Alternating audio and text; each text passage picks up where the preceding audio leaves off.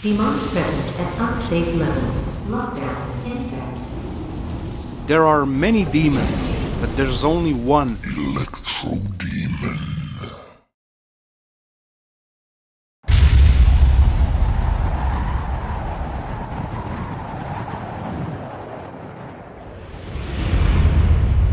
Standby, 1010, investigated reported disturbance at Acer Plaza. 10-4 dispatcher, verify address. It's Acer Plaza, repeat, Acer Plaza.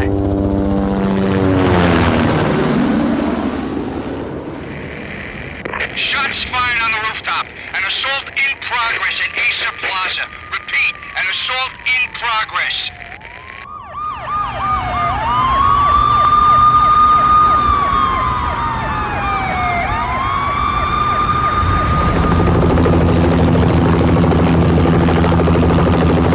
It's a war zone down here. 1085 dispatcher, need additional units. Additional units now. Officer in danger. Officer in danger. 10-5, please repeat, 10-5, all units, emergency. Officer in danger, Acer Plaza, repeat, Acer Plaza, all units. They were all dead. The final gunshot was an exclamation mark to everything that had led to this point. I released my finger from the trigger, and then it was over. To make any kind of sense of it, I need to go back 3 years. Back to the night the pain started.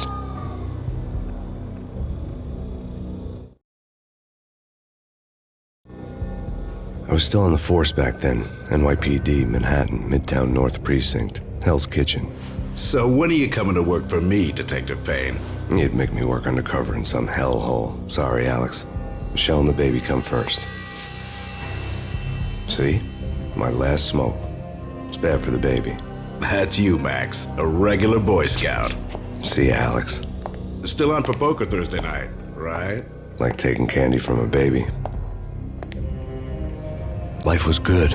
The sun setting on a sweet summer's day, the smell of freshly mowed lawns, the sounds of children playing, a house across the river on the Jersey side, a beautiful wife and a baby girl. The American dream come true. Honey, I'm home. But dreams have a nasty habit of going bad when you're not looking. The sun went down with practiced bravado. Twilight crawled across the sky, laden with foreboding.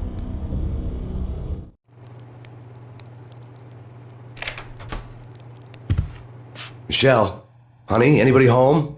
I didn't like the way the show started. They'd given me the best seat in the house, front row center. What the hell?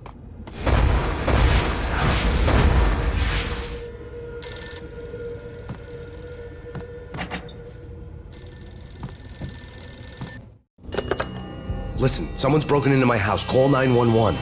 Is this the Payne residence? Yes, someone's broken into my house. They're still here. You have to... Good. I'm afraid I cannot help you. Who is this? Hello?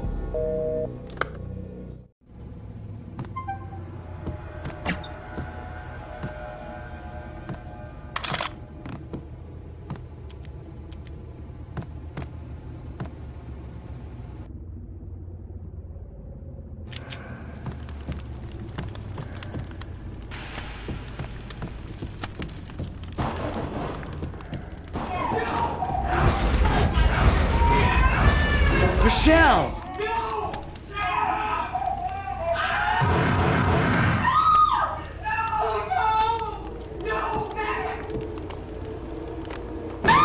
Michelle! Please! It's coming. Freeze! NYPD, drop it! Coming! You're gonna die!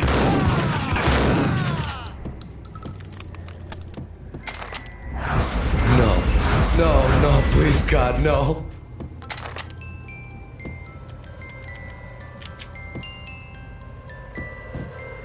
The flesh of fallen angels.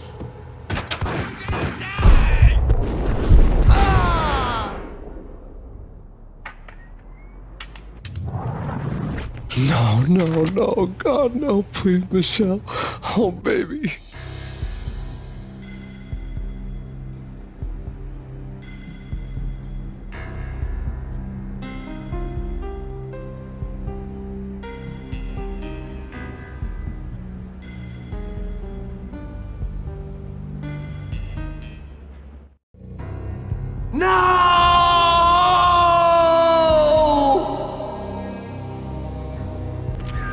was 3 years ago. Everything ripped apart in a New York minute. The killer junkies had been high on a previously unknown designer drug, Valkyr, V. After the funeral, I told Alex I'd be transferring to the DEA. It took us 3 long years to get a break in the Valkyr case. Then, finally, 2 months ago, a dime dropper tipped us off that Jack Lupino, a mob boss in the Punchinello crime family, was trafficking. I went undercover, infiltrated the worst mafia family in New York.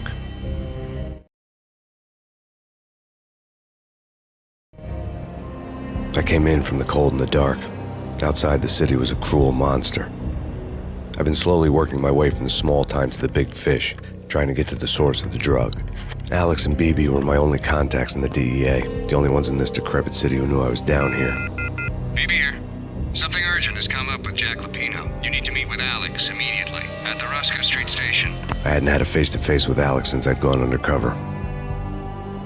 Outside, the mercury was falling fast. It was colder than the devil's heart, raining ice pitchforks as if the heavens were ready to fall. Everyone was running for shelter like there was no tomorrow. It didn't get any better when I got to the subway. The feeling hit me like a point-blank shot straight in the face. Something was not right about this. My Beretta stirred nervously under my coat, but the train doors had already shut behind me, and I was in for the ride. Next stop, Roscoe Street Station, and Alex.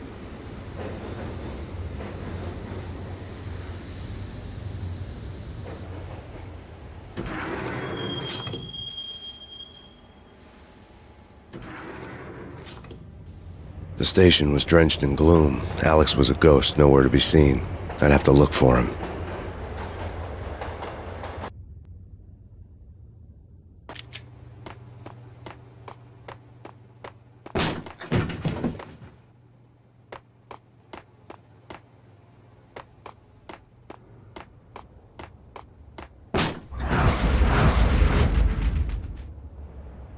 Death was in the air at Roscoe Street.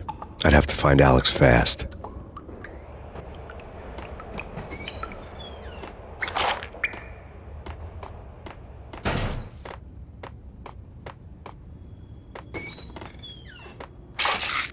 The pills would ease the pain.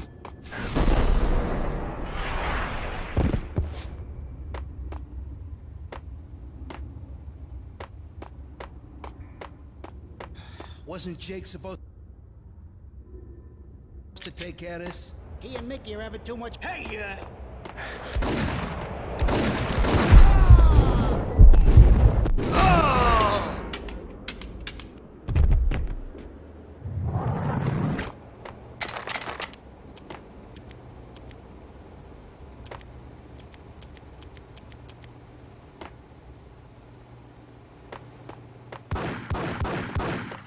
Yeah, he's dead, all right. Hey, it's me you're talking to. What the hell?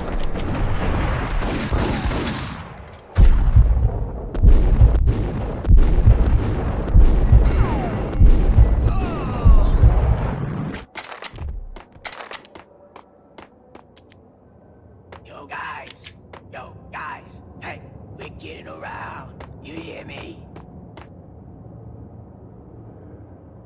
What is this, a joke? Hey! Anybody? What the?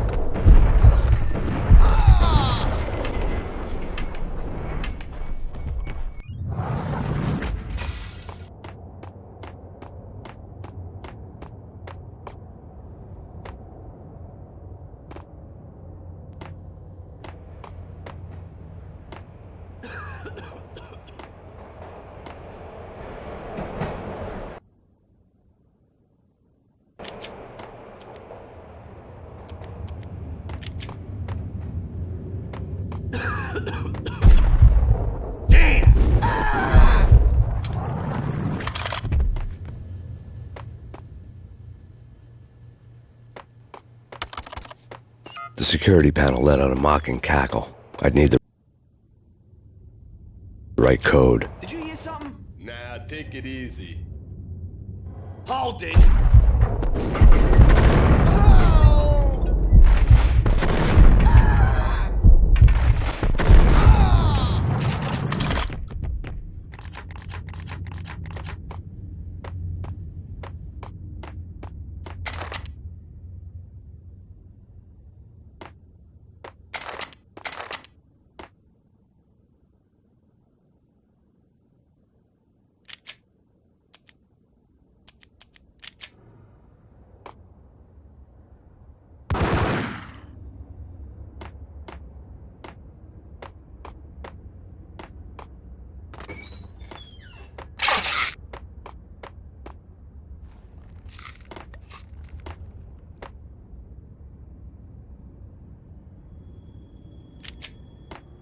While looking for Alex, they had ended up in the middle of a big-time crime operation.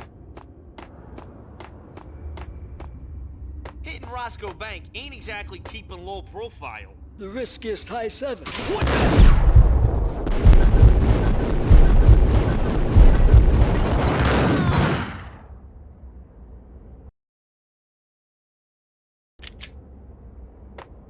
While looking for Alex, they had ended up in the middle of a big-time crime operation. Hitting Roscoe Bank ain't exactly.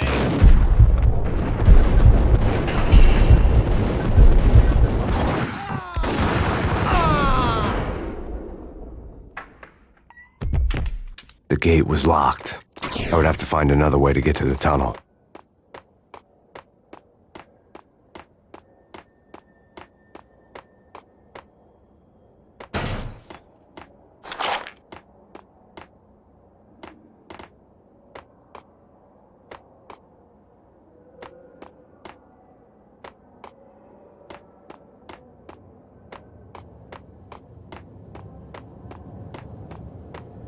Kiss it goodbye.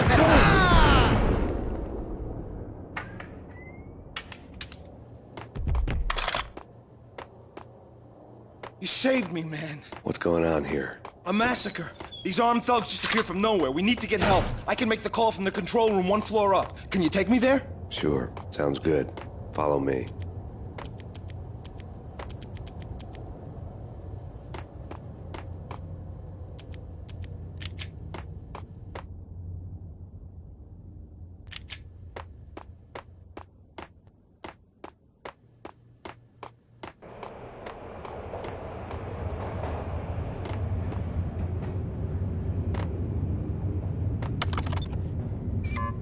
Home free. This way. Look out!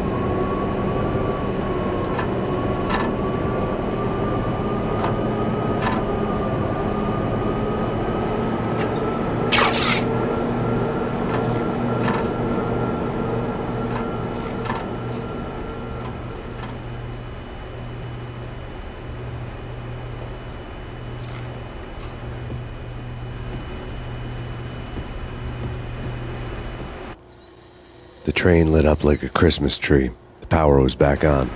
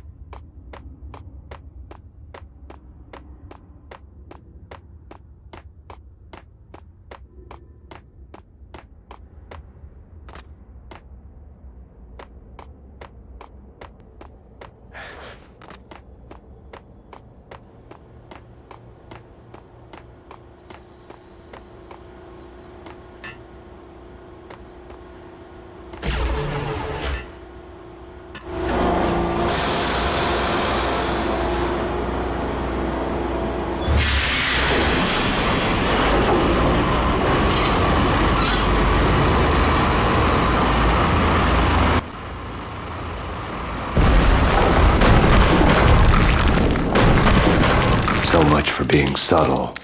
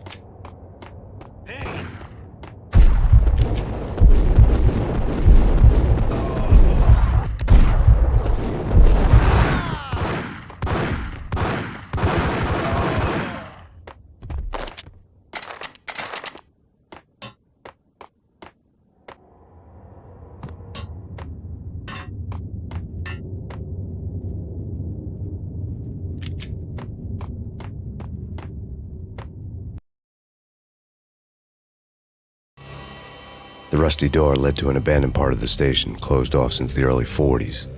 Something big was going down at Roscoe Street. Maybe that's why Alex had wanted to meet me here. Maybe not. One way or the other, I was gonna find out.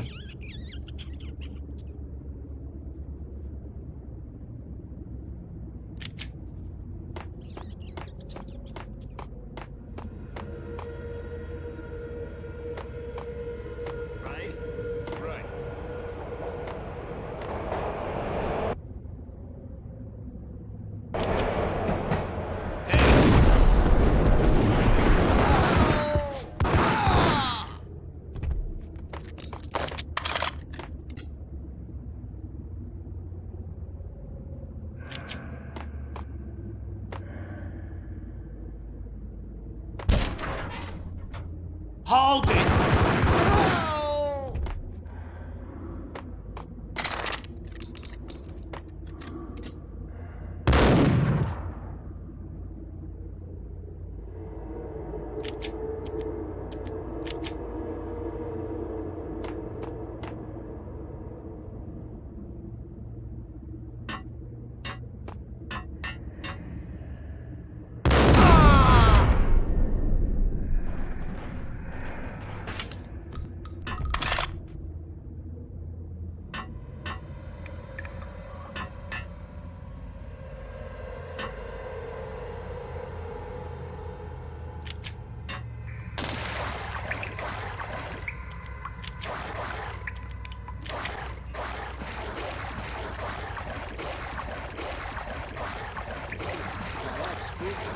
Check the...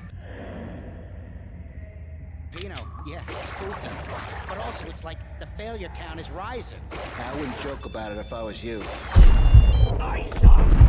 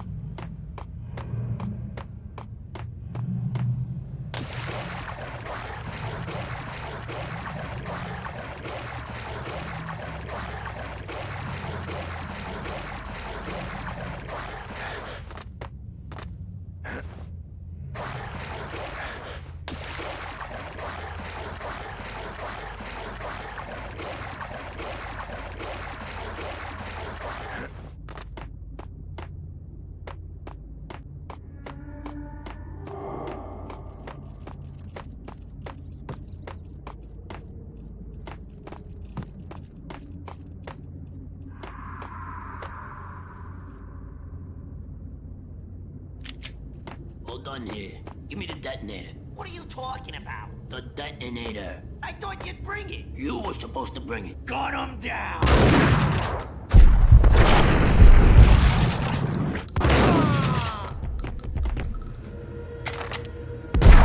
Hey!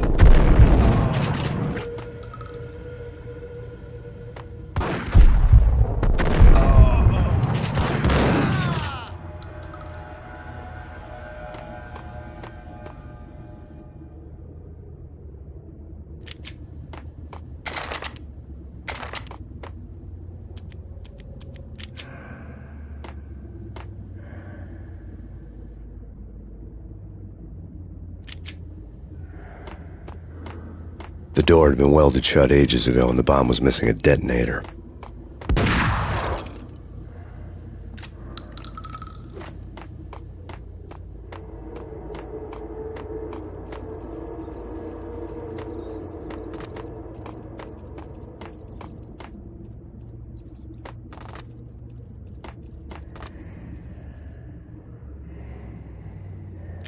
Okay, fellas, the police are on their way. New York's finest are gonna be here soon. Just stick to the plan.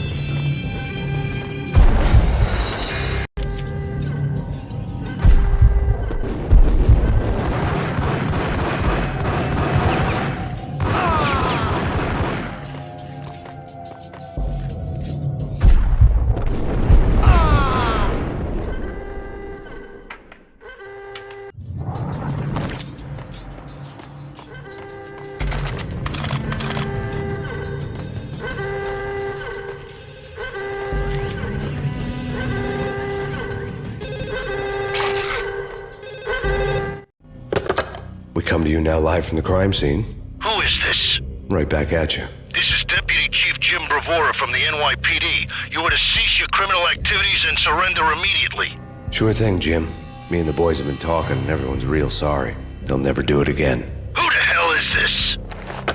Being placed at the scene of a bank robbery wouldn't have tipped the odds in my favor.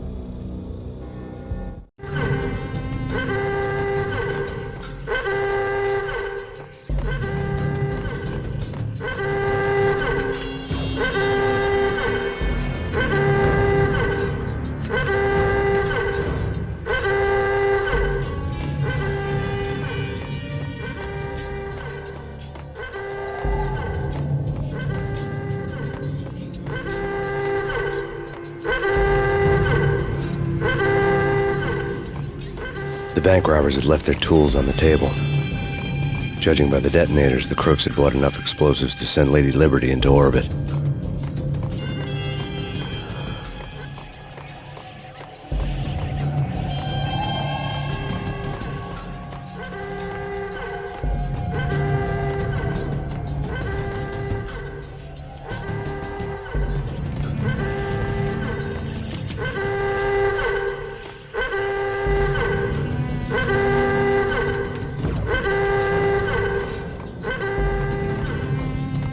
Bank robber's score lay on the table. The bank robbers had been after Acer Corporation bonds. The Acer success story had recently been on every channel and on the cover of every magazine.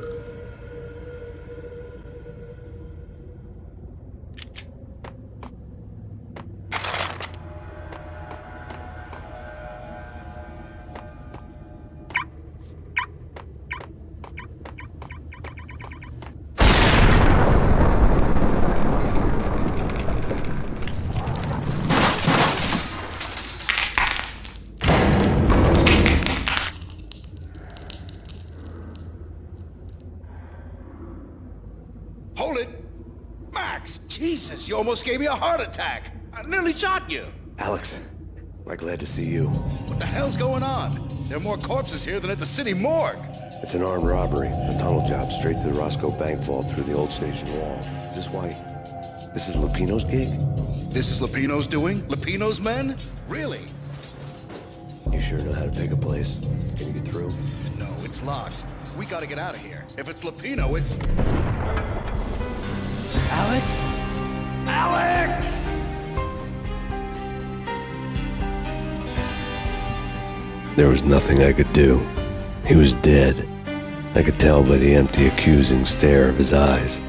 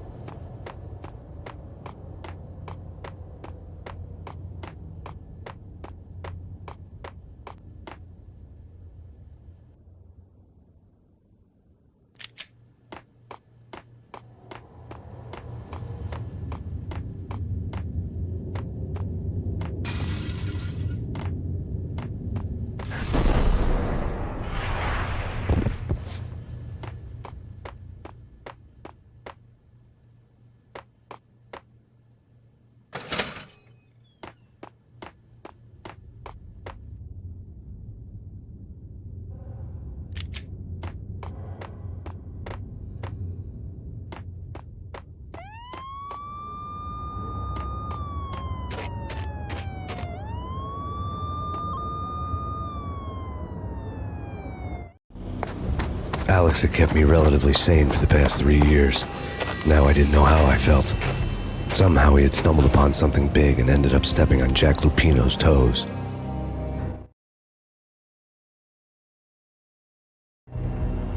Lupino ran his racket of sex, drugs, and contract killings from a sleazy hotel in a slum block of tenements. The NYPD was closing in. I could hear the sirens. Their wail was a crescendo. Lupino thought he could get us by taking Alex out and leaving me to take the fall for it. All he had gotten was my attention. I went for the hotel first. It was a sad old thing with flickering lamps and faded colors, cheap mobster punks and tired-eyed prostitutes. I walked straight in, playing at Bogart, like I'd done 100 times before. The place was run by a couple of murdering mobsters with shark smiles. The Finito brothers. Ladies and gentlemen, it's the pain in the butt. Pain to the max. You're killing me. Did you make that up yourselves, or you get some wino downstairs to come up with it? Don't answer that. A rhetorical question. I got something for the boss. Lupino around? That kind of depends on who's asking. A friend or a junk squad plan. Don't answer. It's one of them, how do you put it, rhetorical questions. Lupino ain't here, but he said bye. Lupino wasn't in his cheap hotel. Instead, I ran into the Finito brothers. My cover had been blown, the door slammed shut behind me, and then I was dodging bullets like raindrops. Pain in the butt. Ha ha! Pain to the max. Junk squad kid. Gotta take your marbles.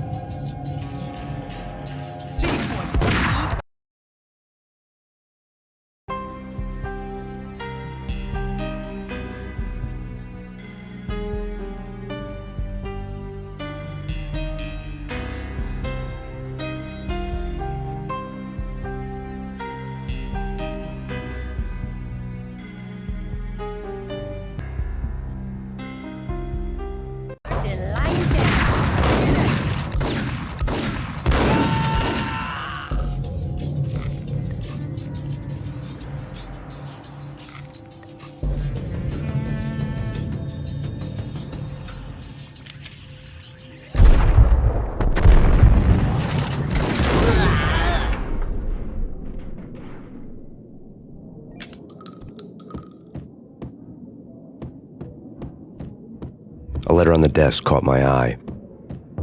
Bosses! Everything all right? Bosses! Joey! Virgilio! You all right in there? I had met Lupino only once. The gangster ran all his rackets through his right-hand man, Vinny Gagniti. Gagniti was a high-strung whiner on the verge of breaking apart, like an overamped Energizer bunny. He had the brains to run the business, but he lacked the balls, always falling short, taking his frustration out on underage addicts and call girls. The V deal goes down at your hotel. Jack's exact words, quote, "Vinny, you're in charge of this one," unquote. Rico Muerte's coming to see it through. Anything goes wrong and everybody's gonna get dead. Goes double for you. Treat this guy real good. Anything he wants, you give him. Don't screw this up or you're finito, finitos. A V deal meant added security, locked doors, and lots of nervous thugs with itchy trigger fingers. I'd seen nothing coming in, but that didn't mean it hadn't been there. Rico Muerte was a regular Kaiser Soze, a spook story told to keep the apes in line. 313. The Finitos had scribbled Muerte's room number on the note's margin. Answering. Call the others. Tell them to come quick. Okay, but we can't wait for them. We gotta go in now. Bosses, we're coming in. There he is.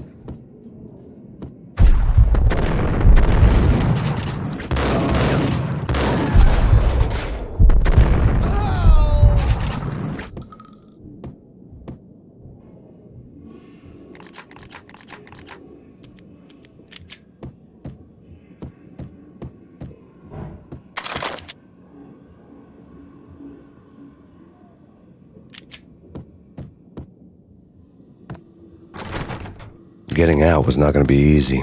The staircase was locked and the elevator had been busted for a decade or more.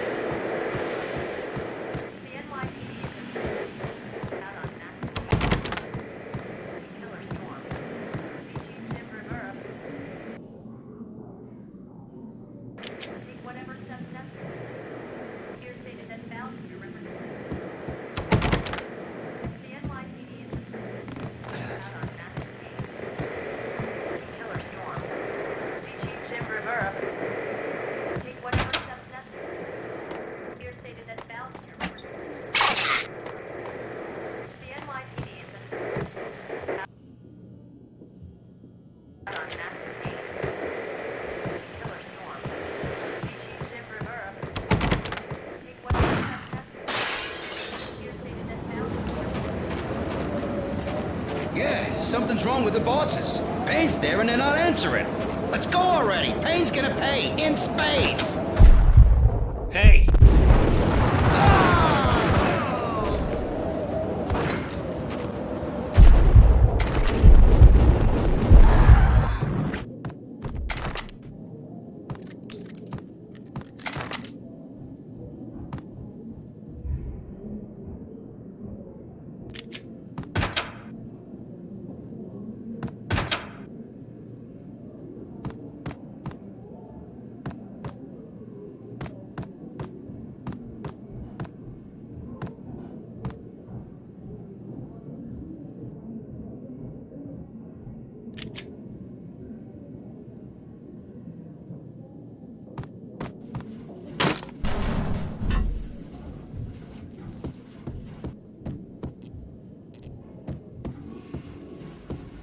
What the?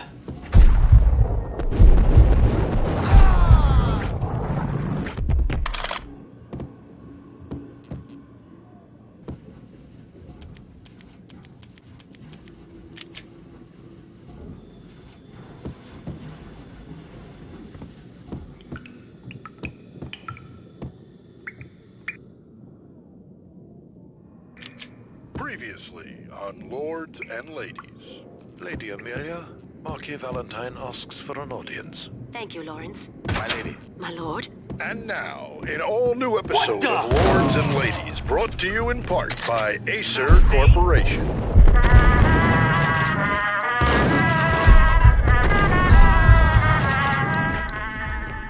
My lady. My lord. My lady, there is a matter of great importance I must bring to your attention. My lord, there is? Indeed, my lady, there is indeed. From the very first moment we met, upon that distant forest path, there has been sunlight in the autumn leaves blazing like the colors of your hair. Oh, my lord. V-head junkies could go off without a warning. I had to be careful. My lord, no. I beg you, this cannot be. This must not be. But why, my love, why? My lord, it is too dreadful. Do not force me to speak the words. My lady, I beg of you, I must know. I would rather die than not know. Yes, my lord, we should both be dead, for this shame is too great for the living. My lord, I am... My lord, I am your long-lost sister. It's Payne! I saw...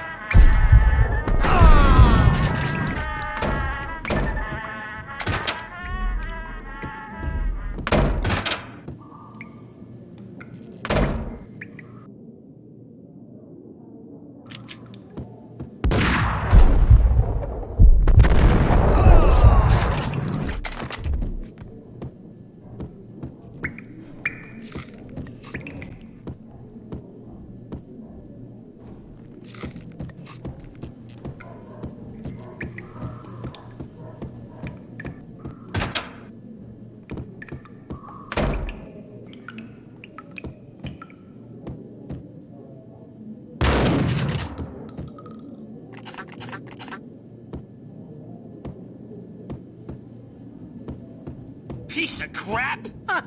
Oh, careful, it might kick back. Killer vending machine. You talking to me? Tough guy. Got him down!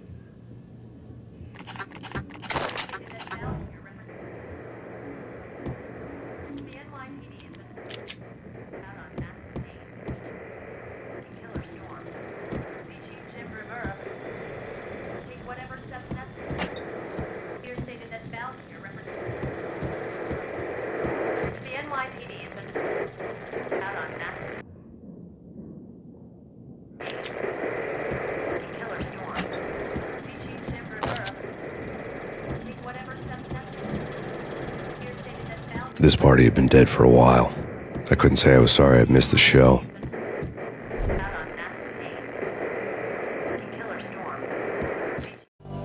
Tonight, the city's fight against the nightmare drug Valkyr took a turn for the worse, as DEA Special Agent Alex Balder was found brutally slain at the Roscoe Street subway station. A suspect was seen leaving the site only moments after the shots had been fired, and the NYPD is currently in pursuit of Max Payne, a repeated felon believed to be armed and extremely dangerous. And now the weather. The worst winter storm in recorded history continues to pound the city. Jim Rivera, take whatever steps necessary. Here stated that Valkyr represents the NYPD has been out on Max Payne. Chief Jim Rivera, whatever steps necessary. Here stated that Valkyr.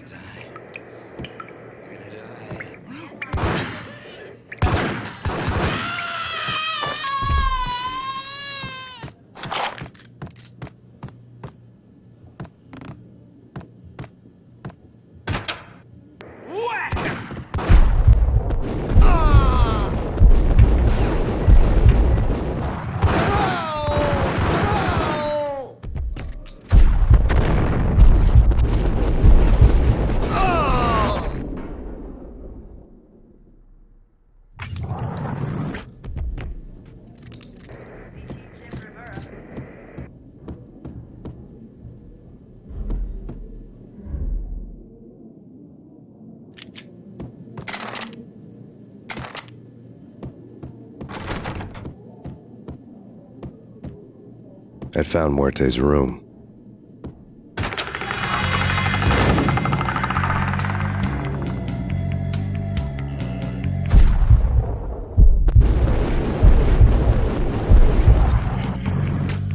Muerte had received a letter.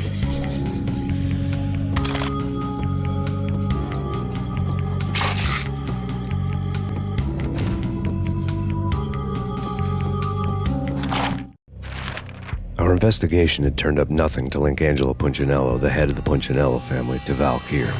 All tracks had ended with Jack Lupino. The letter in Muerte's room was signed by the Don himself. It was the first hint that the Kingpin knew what was brewing inside his syndicate. The trouble you got into after the Chicago screw-up.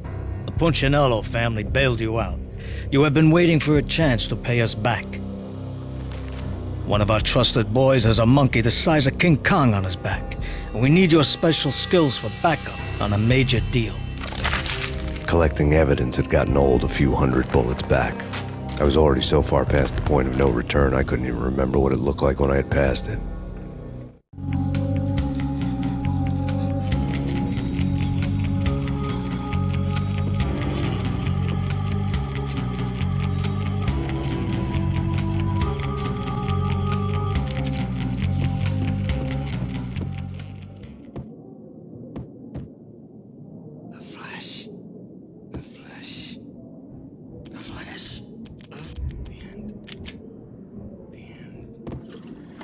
What the hell?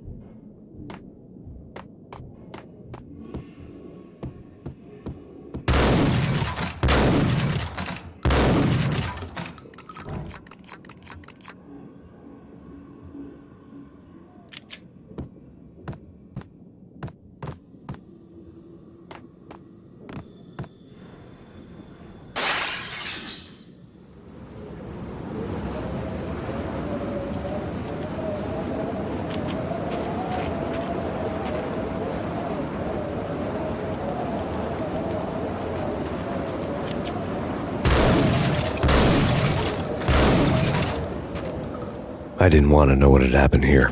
It was not a pretty sight.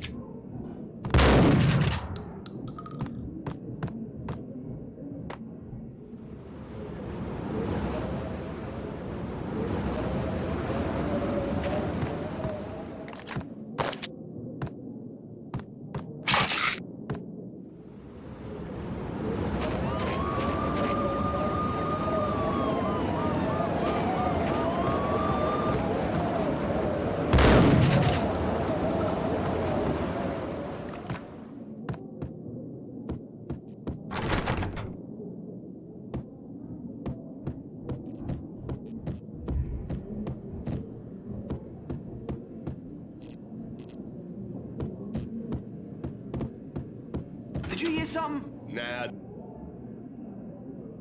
Take it easy.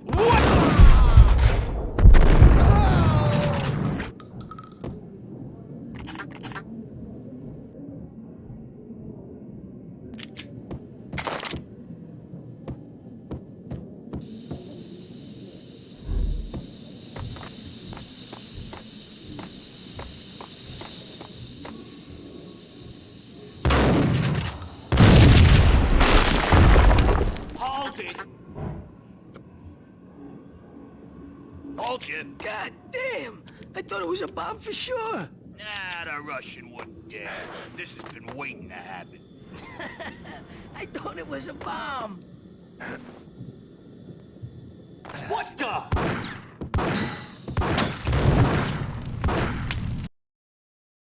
Hold you. God damn!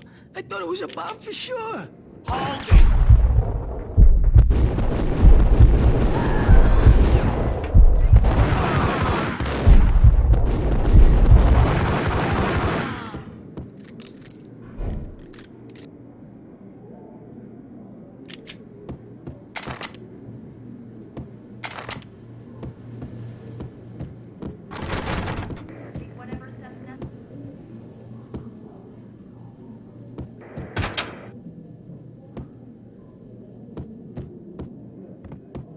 The hooker had left her diary on the table.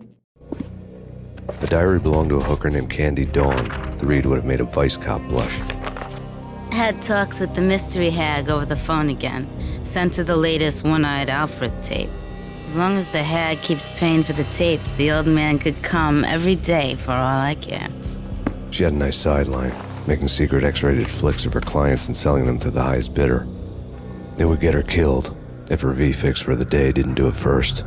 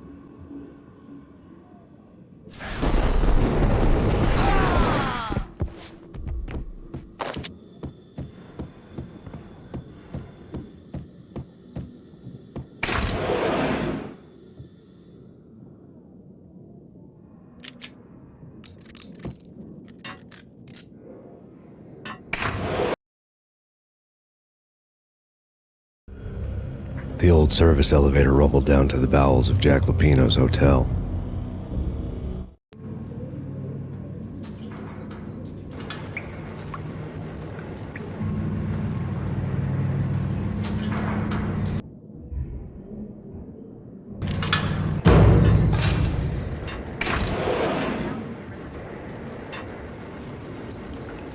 is freaking crazy. The cops were doing a full-scale siege next door. Ward's got them down.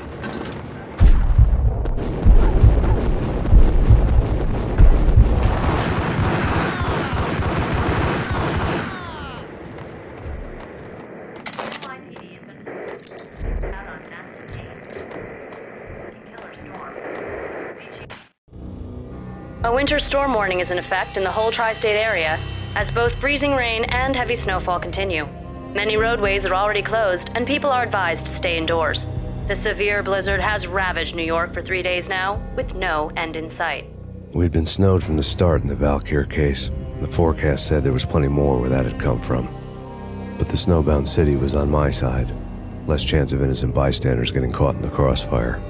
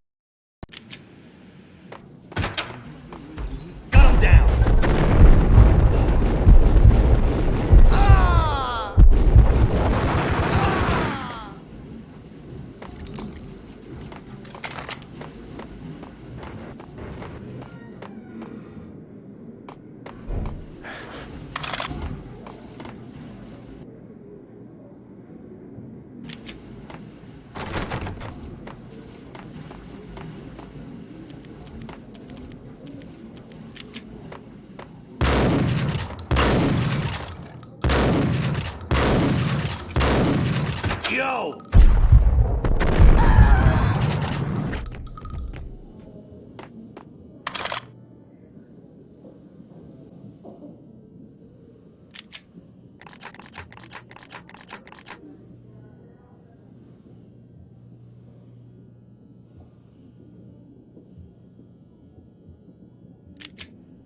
Exhibit number 1, a newspaper. A dead man tied to a chair lay on the boiler room floor. Captain Baseball Bat Boy has an unbeatable track record in superhero death matches. But a 6-pack of root beer gets me every time. The murder weapon was a baseball bat, now lying in a pool of drying blood next to a newspaper folded open on a Captain Baseball Bat Boy comic strip.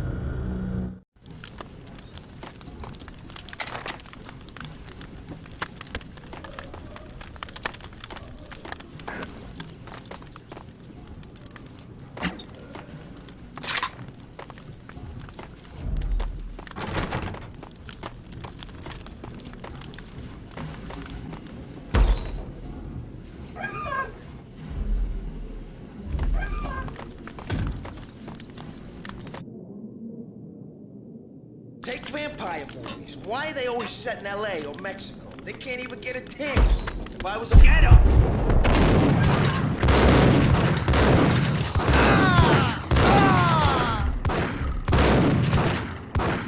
Take vampire movies. Why are they always set in LA or Mexico? They can't even get a tan. If I was a bloodsucker, I'd move to...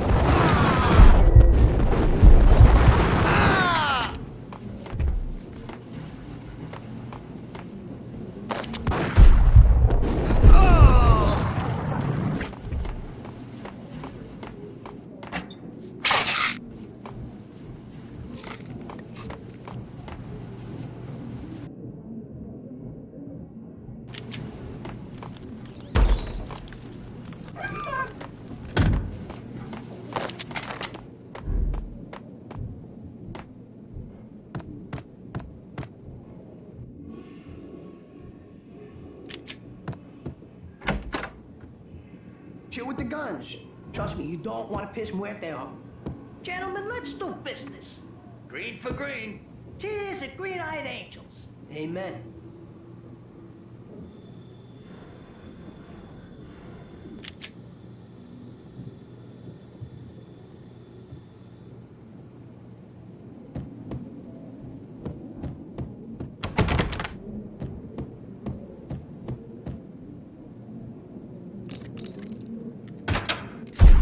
Get him!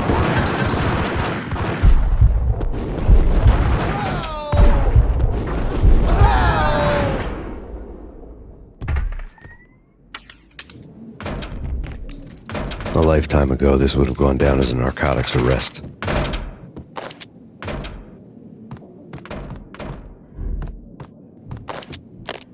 The transparent cylinders glowed green, full of Valkyr. There was a key on the table.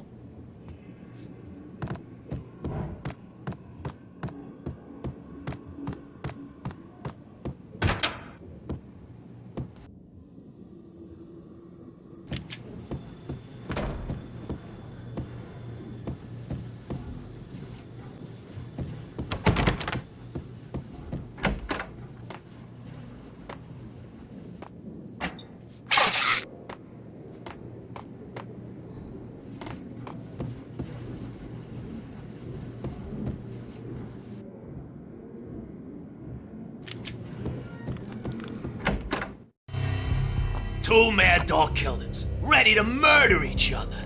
They step into the next room, and I'm thinking, now they're gonna do it. But no. They sit down in front of a TV and solve their differences with the Kung Fu fighting video game. I tell you, Candy, I was so depressed, I strangled them both with the video game cables. Oh, Rico, you're so bad. I am, ain't I? Rico Muerte, big-time hustler. Who the hell? It's that cop. Muerte went for his gun.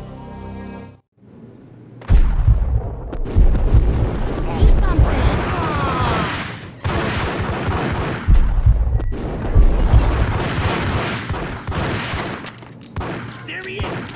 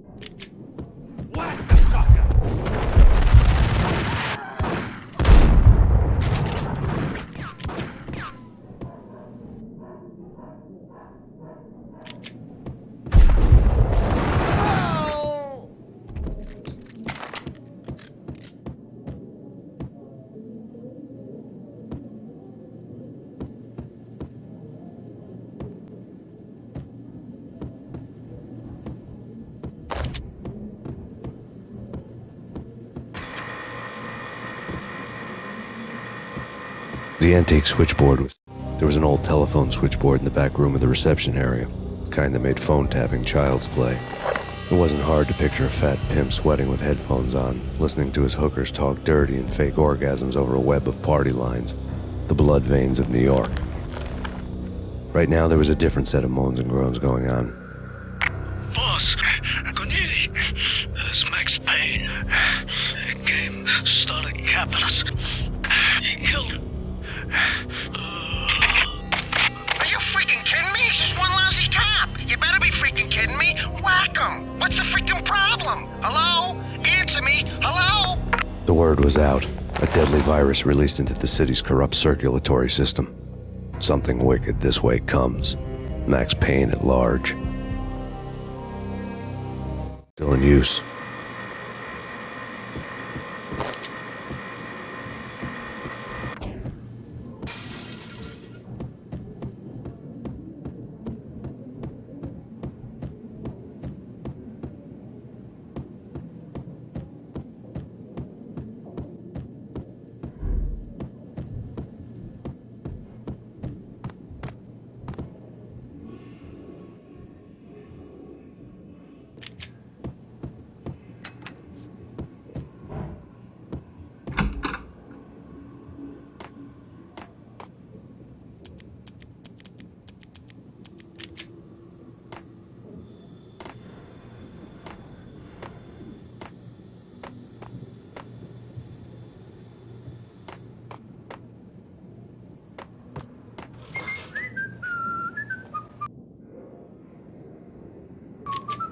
Hey!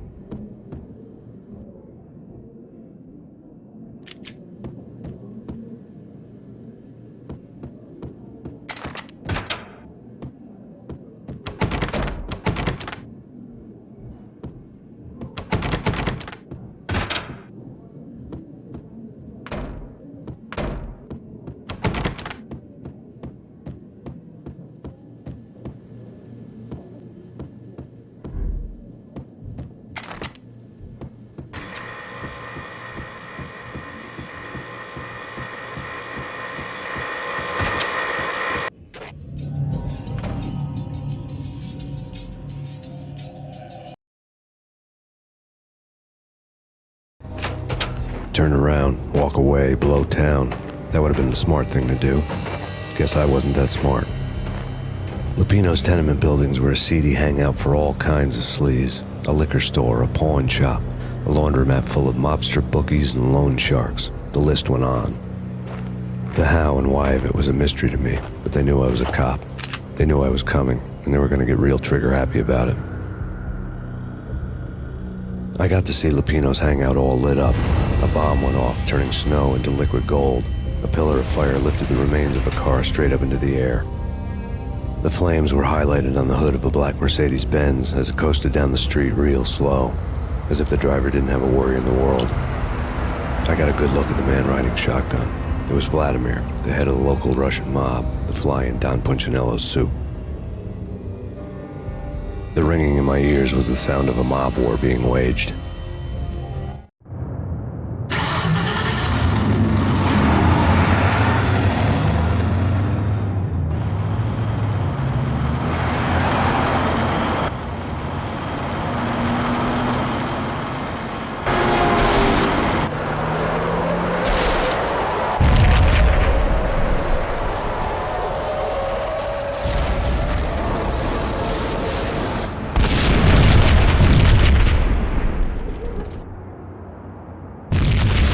Another bomb exploded inside the closest slum building. It was a lucky break. The goons inside were spooked, but luck always came with a price tag. More bombs could still be ticking inside, and the cops would already be on their way. Jack Lupino's suite was on the top floor. At least it used to be, before the explosive makeover. I don't know, man. I don't know about this. Hey,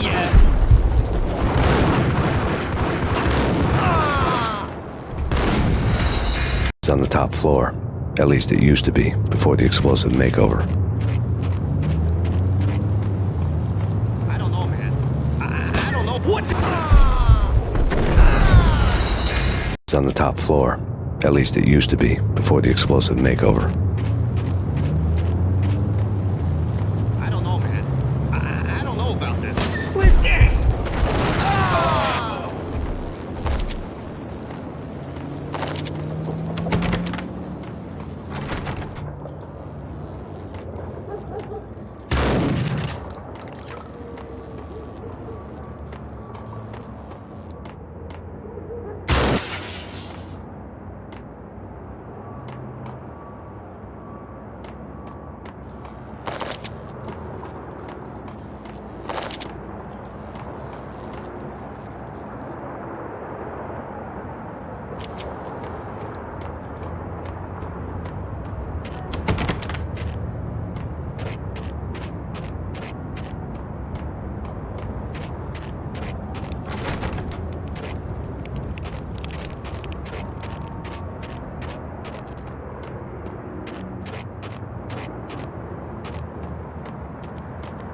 The headlines were a depressing read. The headlines were screaming bloody murder. The storm was a screaming duet with the approaching prowl car sirens. It was all a scream when you were down for the count and wanted for murder.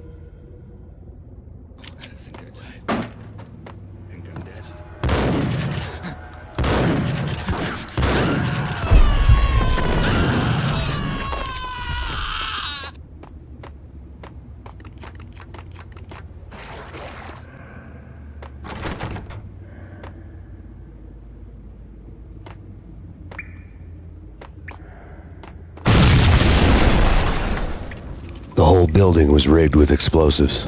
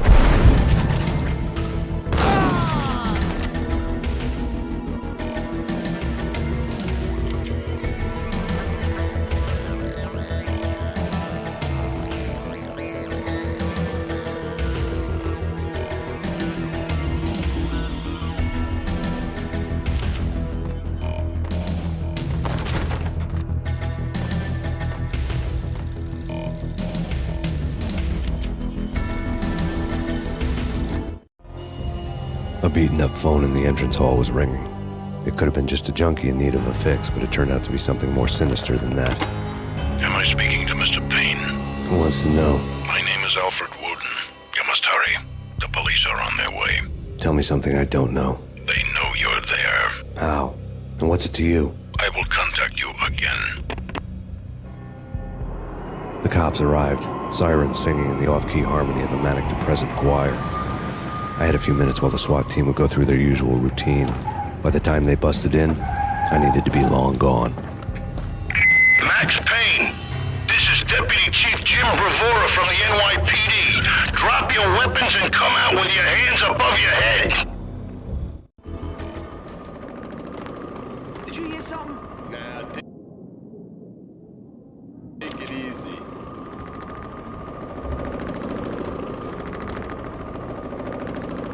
Whack the sucker! Take it easy.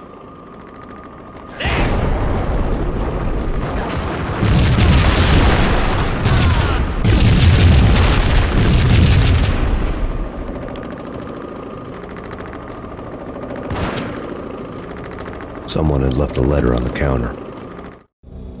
Suddenly it all made sense. The bombs, the Russian mob boss making an appearance in person. Gagniti was his usual self, all talk and no walk.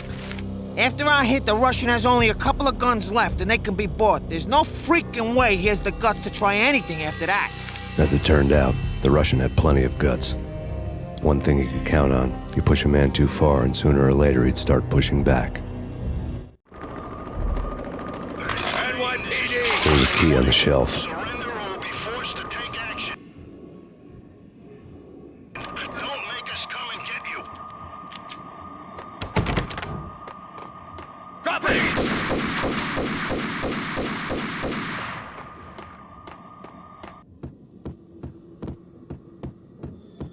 The door was locked. I'd need a key to get through.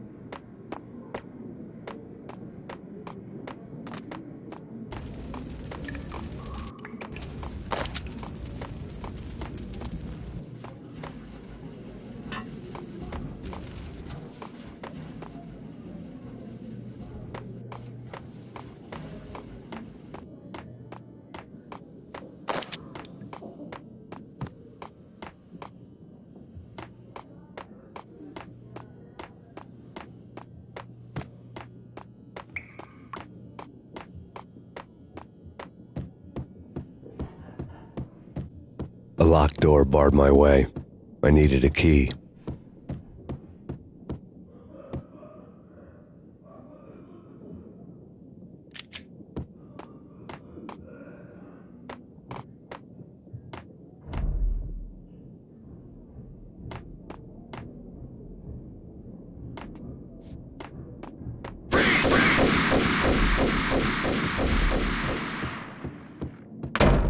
Hey!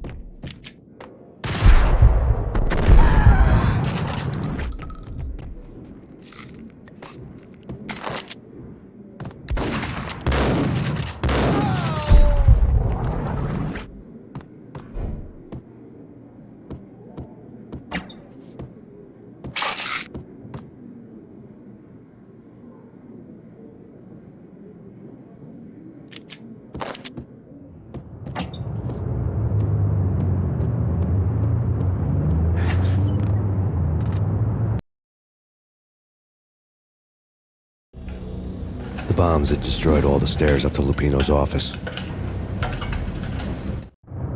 The alternate route led there by way of adjoining rooftops.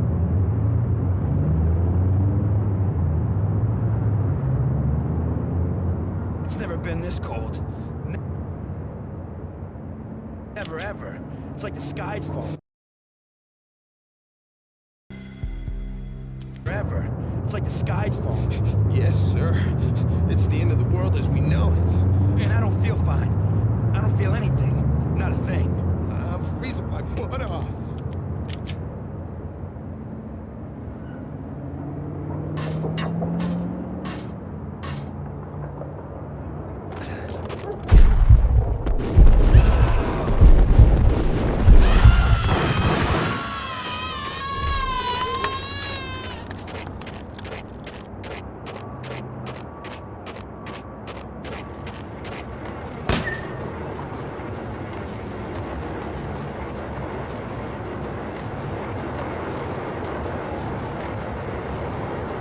To get to the roof, I'd need to get to the elevator through the locked door up ahead. Pizza delivery. Never seen you before. Buzz off, Joker.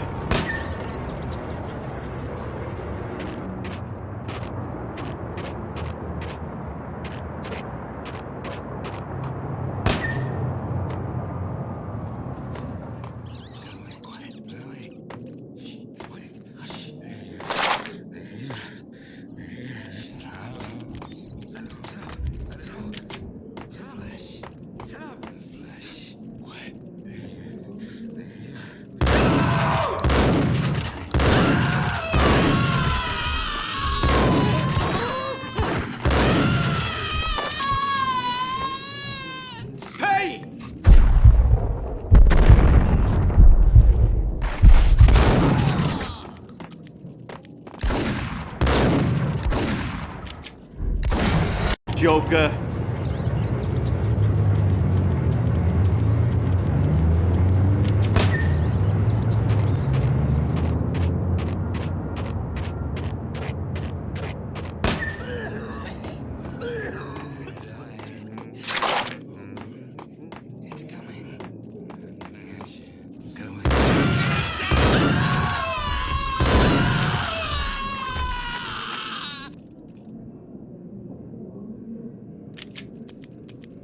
Max Payne! Payne!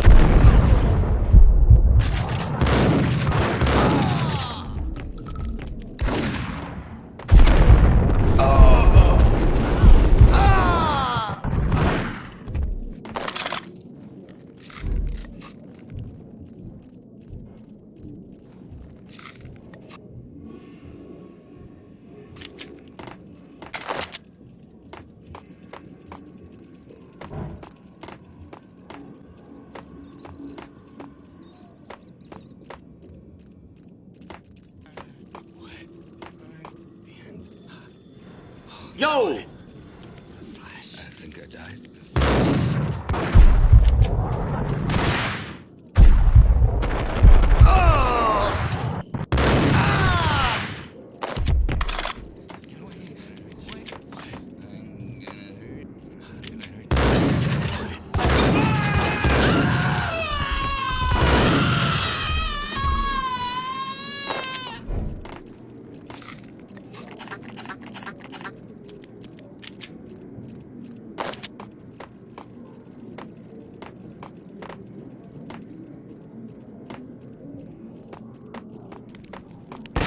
No, don't shoot. You know the clowns at the laundry? Me? No. You're no good to me then. What? No, the laundry, yeah. I know him, yeah. Get me in there. Okay.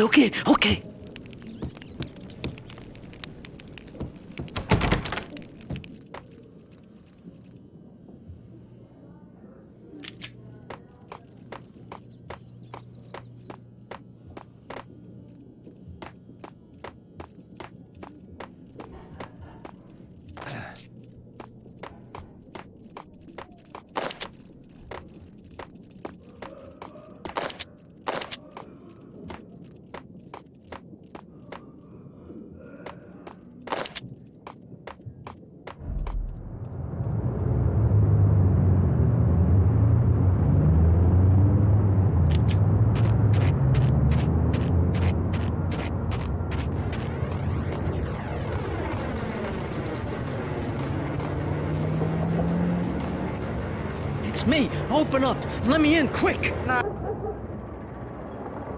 so fast. The password. John Woo. Come on. Okay, John Woo. All right. Come right in. It's a trap! It's Payne! There he is.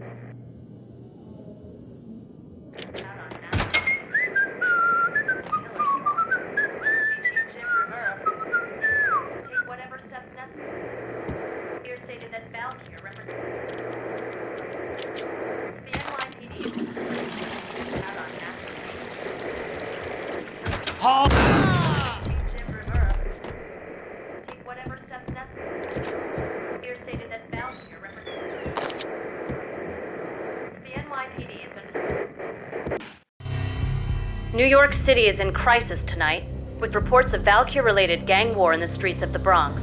Apparently, Max Payne, wanted for questioning in connection with the slaying of a DEA special agent earlier tonight, is waging a one-man war against his former partners in crime.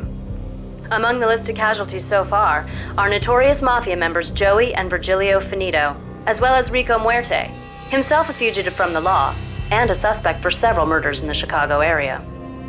The NYPD has been placed on full alert.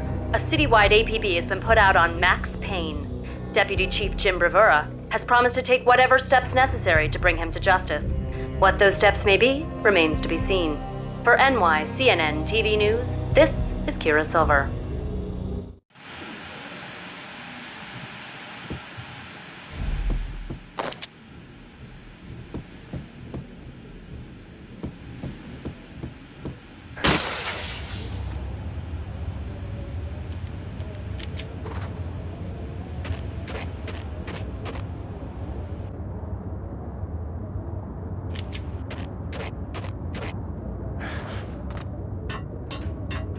This week on Address. I don't want to go there. It's the last place I'd find. But that's where I always end up anyway. Only, it's not me talking to the pink flamingo, but someone who looks the part down to the finest detail. Except that he's evil. I'm hiding in the shadows, watching it all unfold. The flamingo speaks. You can speak here. It says, that's mirrors are more fun than television. Somehow I know this. Don't ask me how. And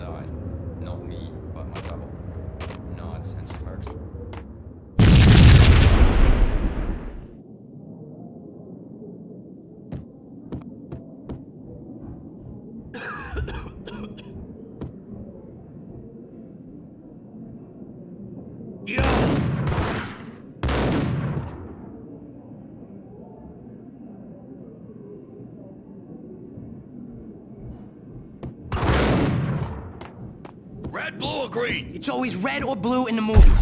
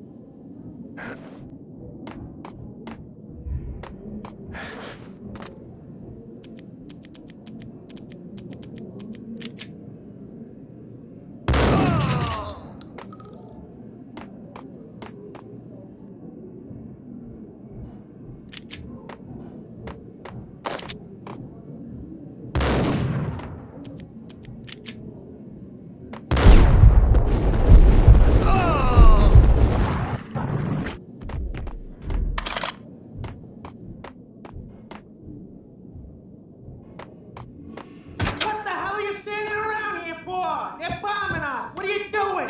You're doing nothing. What are you doing? This is war. Freaking war.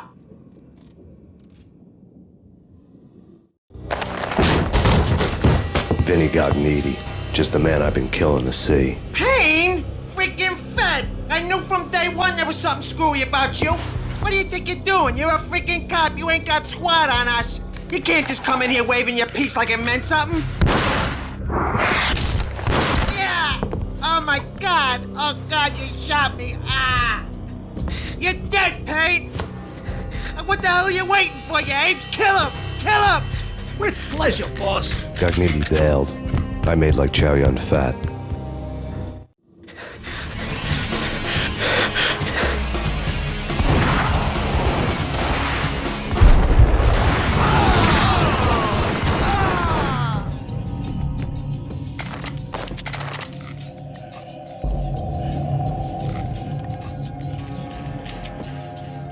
A crumpled letter. The letter was addressed to Don Punchinello, but Vinny had never had the nerve to finish it. Jack's gone voodoo. Just the other night, he shot Dino because he wanted to see what his brains looked like splattered on the wall. He's a freaking mad dog. We're running out of men and business fast. Gognitti had been living in mortal fear of his boss. Jack Lupino was a psycho. And Gognitti's desk.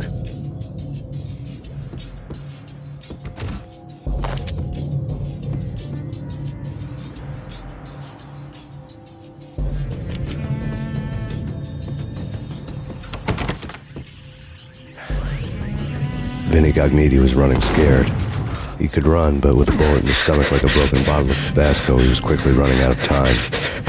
He knew where his boss was, and I wanted to square things up with Jack Lupino. Gognitti would be moving fast. I don't know about angels, but it's fear that gives men wings.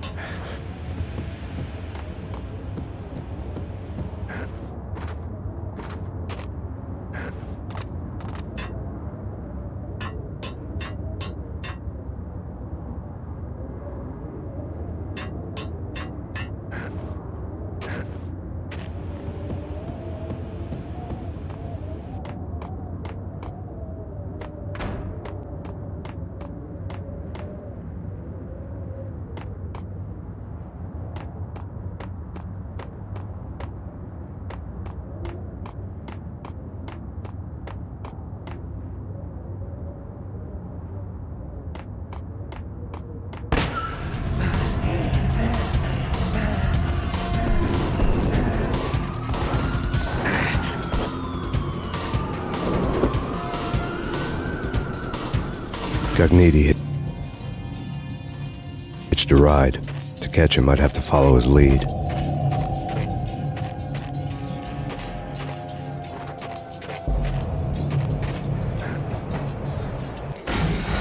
Hitched a ride. To catch him, I'd have to follow his lead.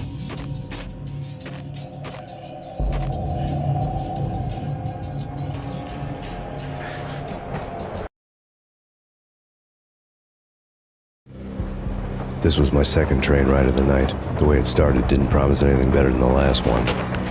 Freezing wind tearing at my face like sandpaper and razors, ice hard and slick under my hands and feet. Somewhere in the background, the wail of sirens, the city howling after me.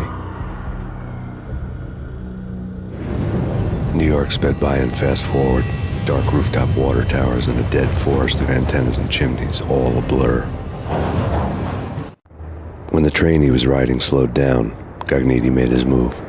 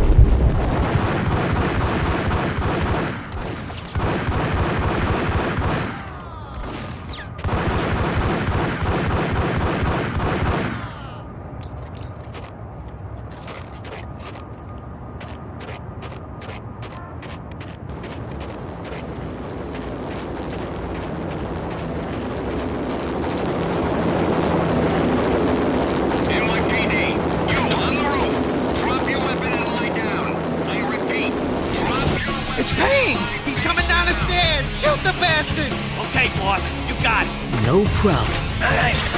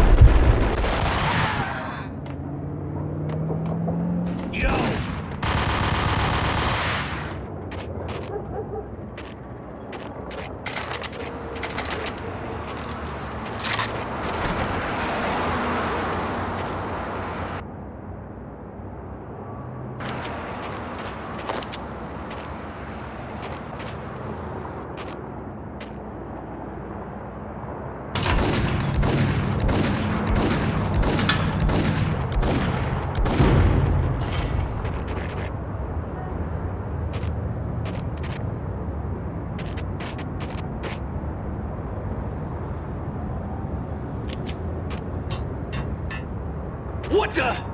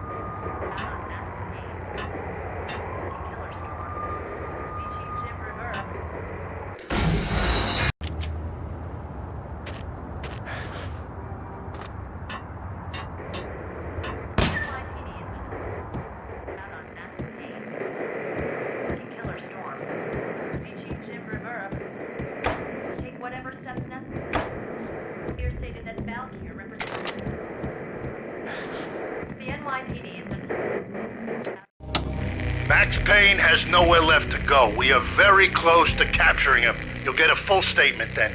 Right now, I've got better things to do, ma'am. That was Deputy Chief Jim Rivera from the NYPD with no further comment at this time. Apart from his suspicious food habits, I figured Bravura to be one of the good guys. Fate had just dropped us on different sides in this. But when it came to capturing me, he was way out of his league. I had already ditched the cops a couple of rooftops back. For now.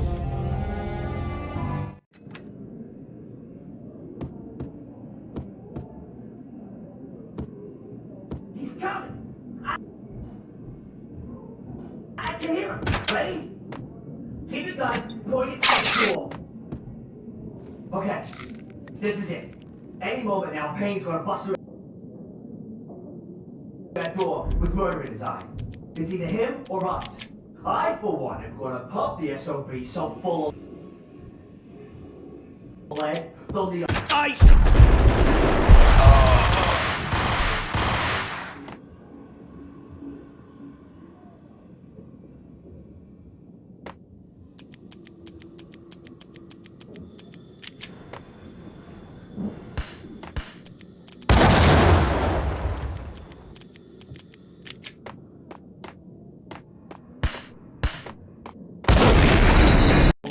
They'll need a forklift. Ice up!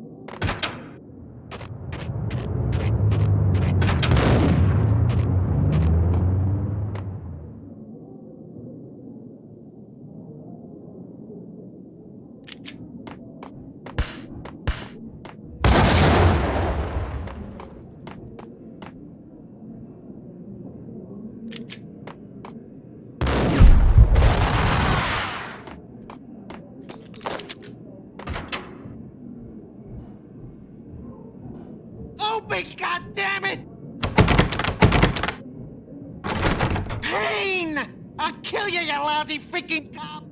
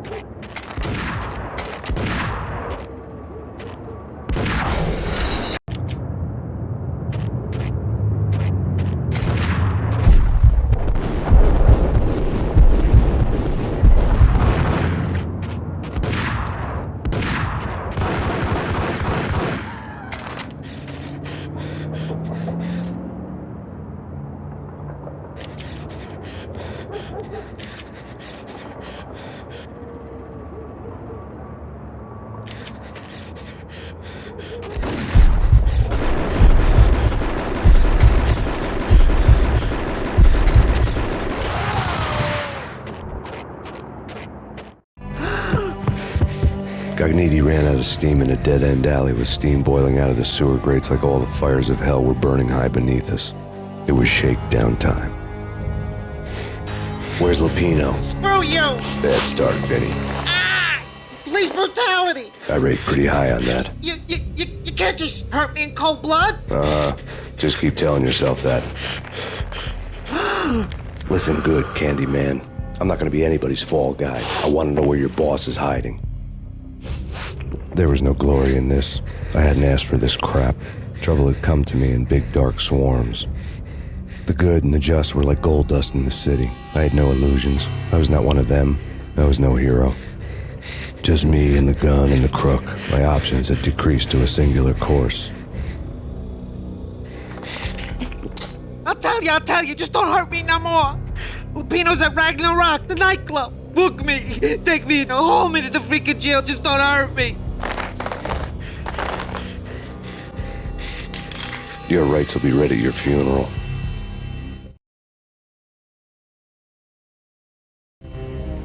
Ragnarok was Lupino's private nightclub, a den of drugs built into an old theater.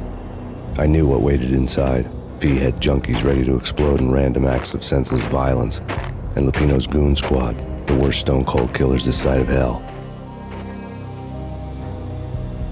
Ragnarok was as inviting as a headache, flickering and flashing to a machine gun beat. The belly of the nightclub was a gothic theme park that began with bondage games and led to the nasty stuff from there. As subtle with its dark message as a cop-killer bullet through the heart. Like father, like son, just like Jack Lupino.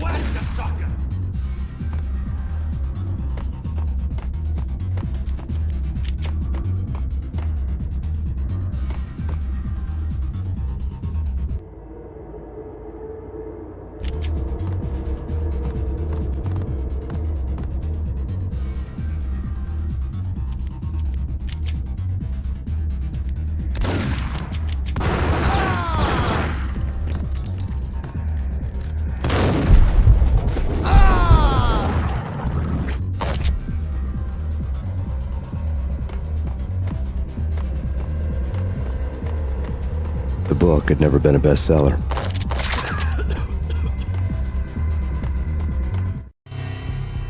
Given the setting, I was surprised to find that somebody had been passing time reading. The paperback was entitled, The Age of Murder and Storm. The blurb on the back mentioned Norse mythos and Ragnarok, the end of a Viking world with a terrible winter that covered the earth in ice, when vile crimes were rampant and all humanity lost. I could see how somebody impressionable might get it into their head that we were at the end of time. I was also beginning to see what the nightclub and its owner were all about.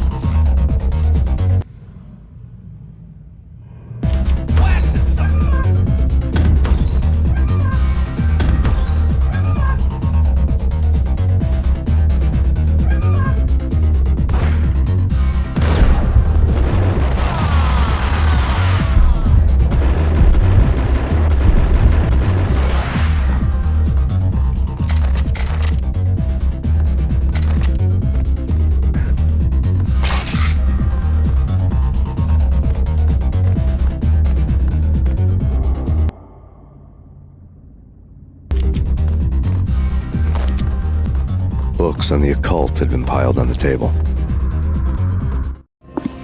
The room was stacked with light reading, such as Necronomicon, Witchcraft, and Paradise Lost.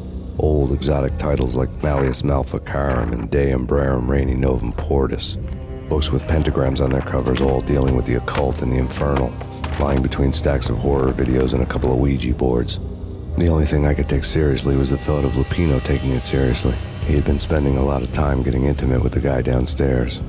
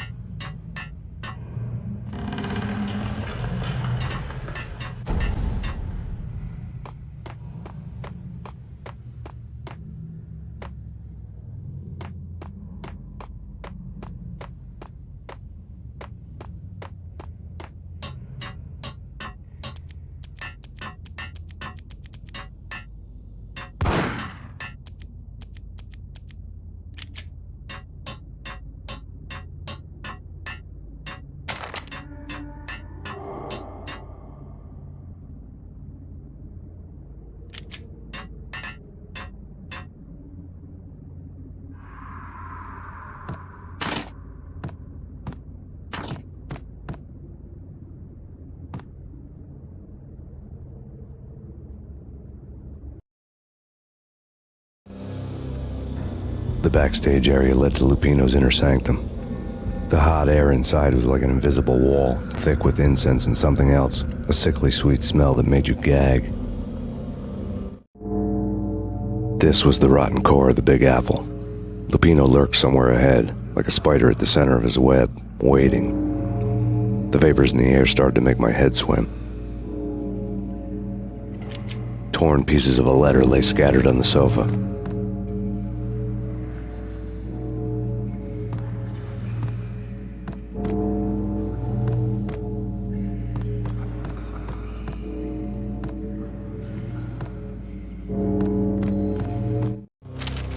Punchinello had threatened Lupino in writing. The note had been torn to pieces, bloody fingerprints all over them. Don't want you to think that one of my boys is not playing with a full deck. Shape up, Jack. We are running a business here. I'd hate to send the trio to strong-arm you. The trio were the Don's notorious henchmen. It was obvious that Lupino hadn't been intimidated by the threat.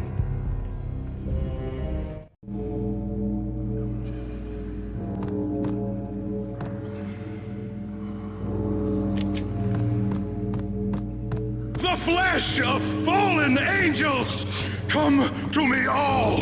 Astaroth, Beelzebub, Asmodeus, Baphomet, Lucifer, Loki, Satan, Cthulhu, Lilith, Ella! Blood to you all! Secrets living under the skin of reality. I've seen it. The corruption of flesh.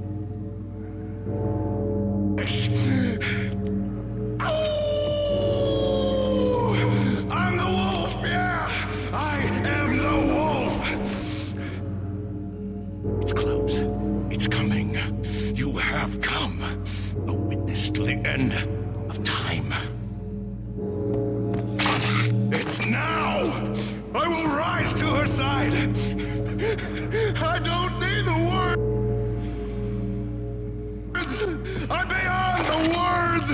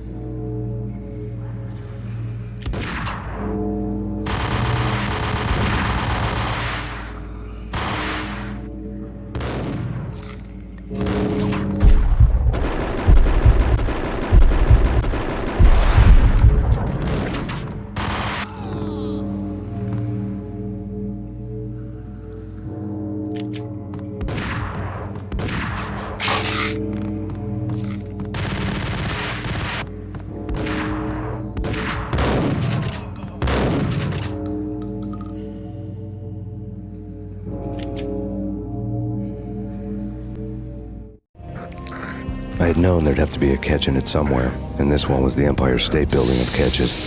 Lupino was pumped up and dying to go 15 rounds with a mutant alligator.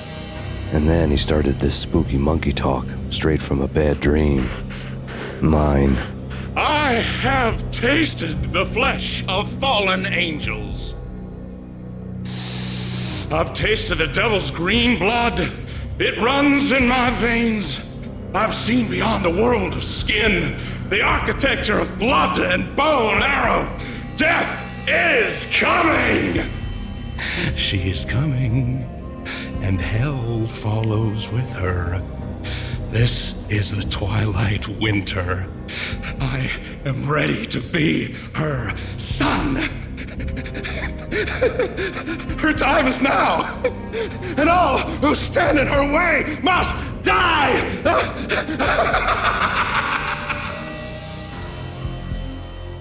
Die! You'll die! You'll die! Now! All die!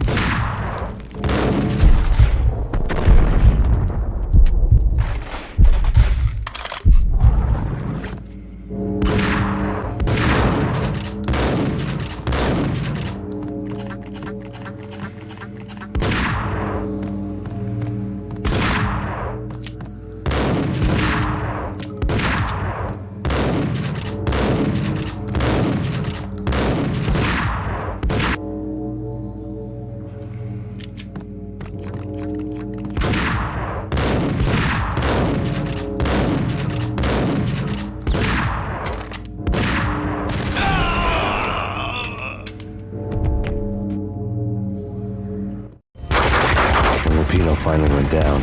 I wanted to make real sure he'd stay that way. He was a bad monster. Turned them into friggin' zombie demons from outer space. I think he's dead already. Huh? And that's when it happened. But dead or not, you've got the wrong guy. In stepped this knockout femme fatale holding a gun to my face. I returned the favor. Lisa Punchinello. Lisa Punchinello was the Don's wife. Mona Sachs. Lisa's evil twin. Your safety's off, evil twin. You might hurt someone with that gun of yours. Lisa's the damsel in distress. I'm the professional. I'd blow you away without batting an eye. Sure, and you can check out my credentials splattered all over this joint. Jack couldn't have framed you. Not the state he was in. We're after the same slime bag. Angelo Punchinello's the one who murdered your friend and framed you with it. You know this for a fact. I've got my sources. I don't have a clue these days. I just shoot them as they come. Who put a contract on the Archfiend? This one's mine. I hate the guts of that sadistic wife-beater. Why not pool our bullets for this one? I thought you'd never ask. My finger was starting to twitch. How do you like your whiskey? I'm easy, as long as you don't try to slip me a Mickey. You're a real angel, Max. It was good stuff. Tasted sweet as honey going down. Nothing personal. Can't risk you going berserk and getting Lisa killed.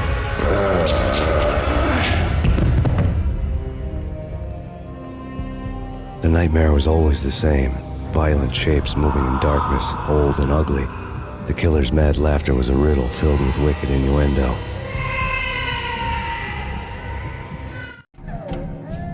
Somewhere, the baby was crying.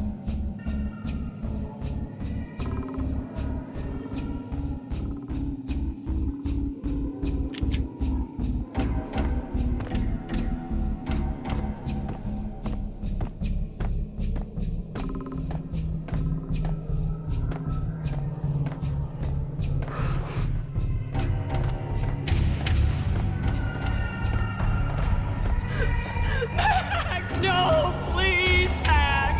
Why?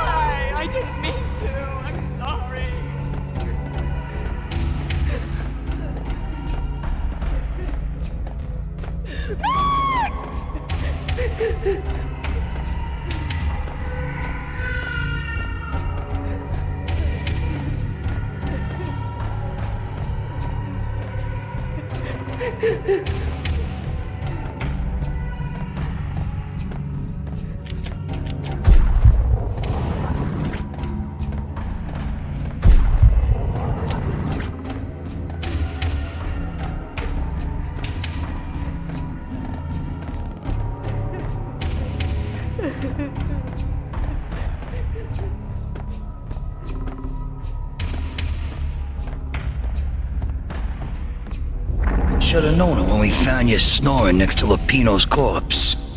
A comedian, huh? Michelle looked at me from the photo. The Payne family. Happiness captured in a Polaroid moment.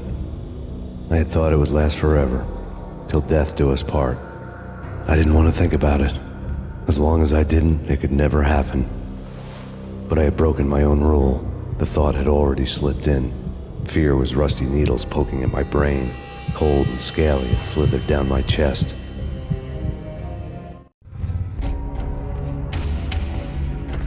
The pictures were filled with good old times.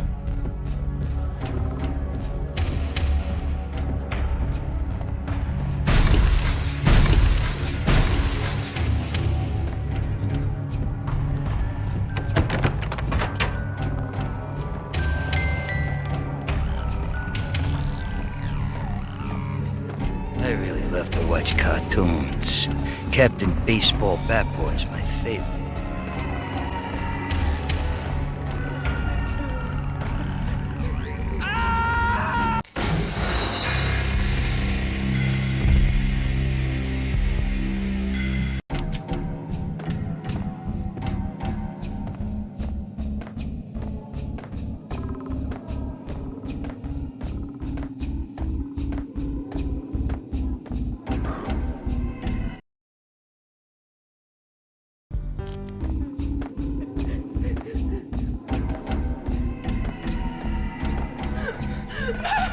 No, please, Max.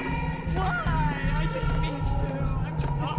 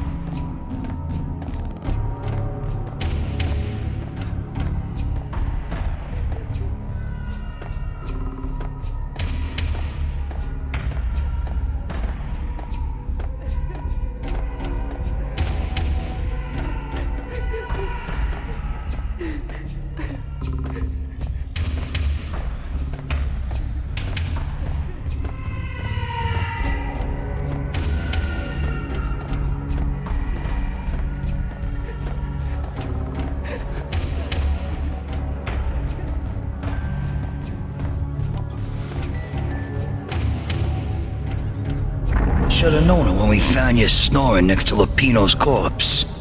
A comedian, huh? Michelle looked at me from the photo. The Payne family. Happiness captured in a Polaroid moment. I had thought it would last forever, till death do us part. I didn't want to think about it. As long as I didn't, it could never happen. But I had broken my own rule. The thought had already slipped in. Fear was rusty needles poking at my brain. Cold and scaly, it slithered down my chest.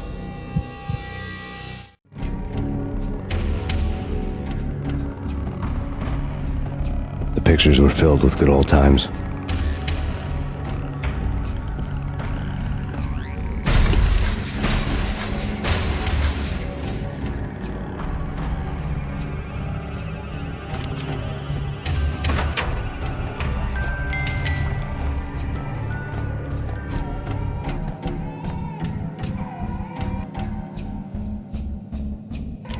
I really love to watch cartoons.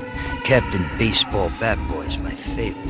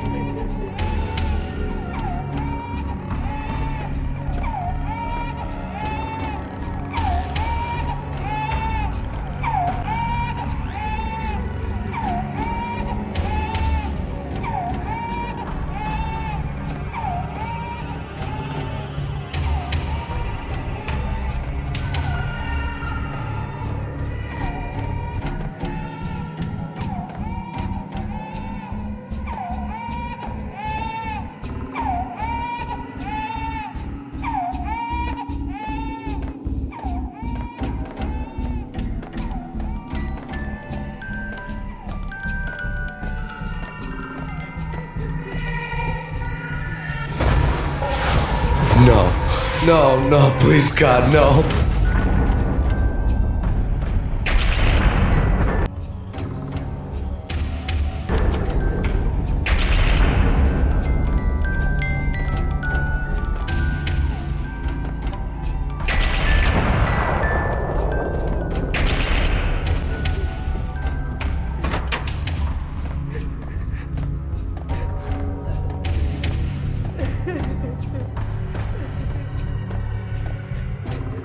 Slice them, dice them, shoot them full of holes, blow them to bits, vaporize them, disintegrate them. No matter what you do, they'll still be back, good as new.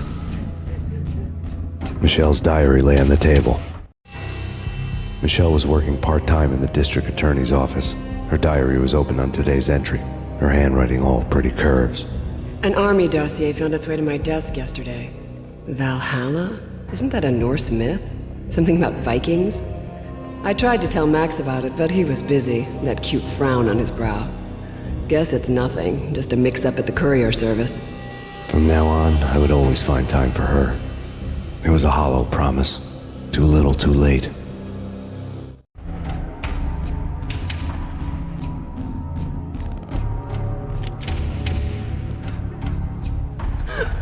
Max, no, please, Max! Why? I didn't mean to. I'm sorry.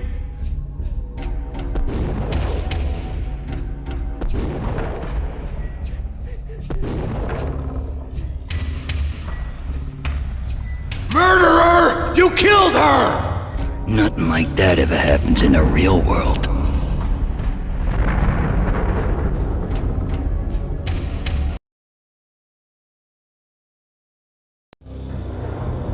I woke up in a bad dream.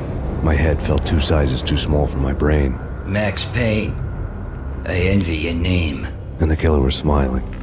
Pleased to meet you. I'm Frankie the Bat Niagara. Niagara, as in you cry a lot? He had a baseball bat and I was tied to a chair. Pissing him off was the smart thing to do.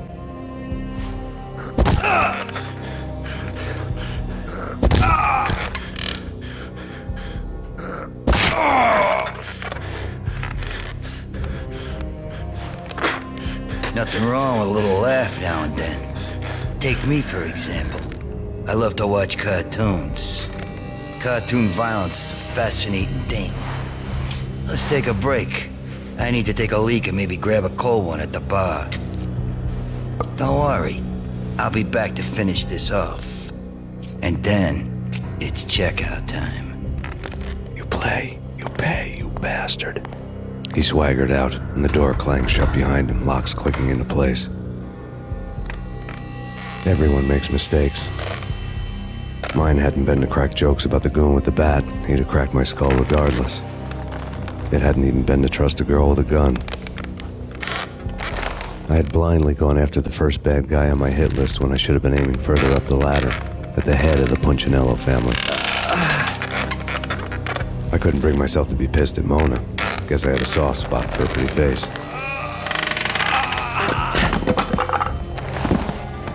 But when somebody decides to play baseball with your head, you tend to get sore.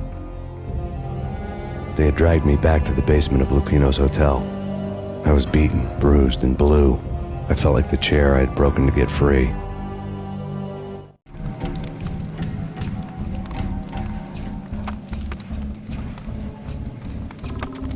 All I had was Niagara's bat, sticky with my own blood.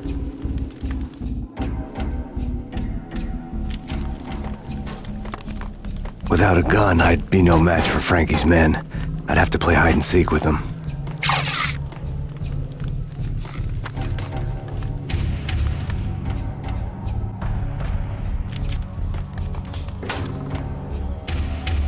It's Frankie's turf.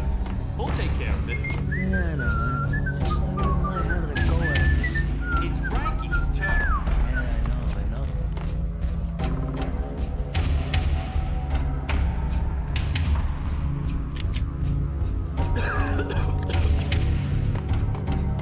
Hey, yeah. Hold it.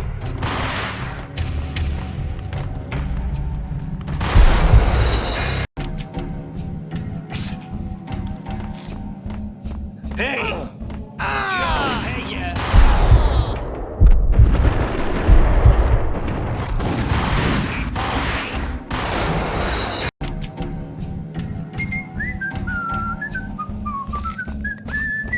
What the hell?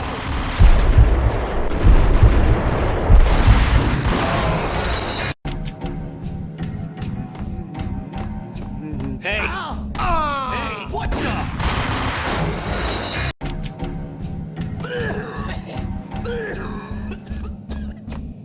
What the hell? What the hell?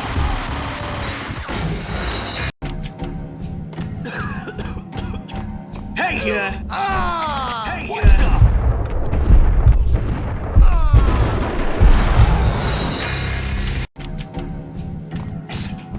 What the hell? Hey, hey!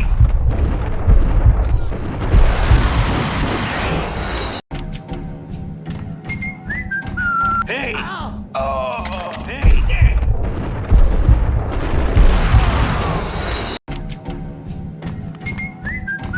Dang! Yo, dang!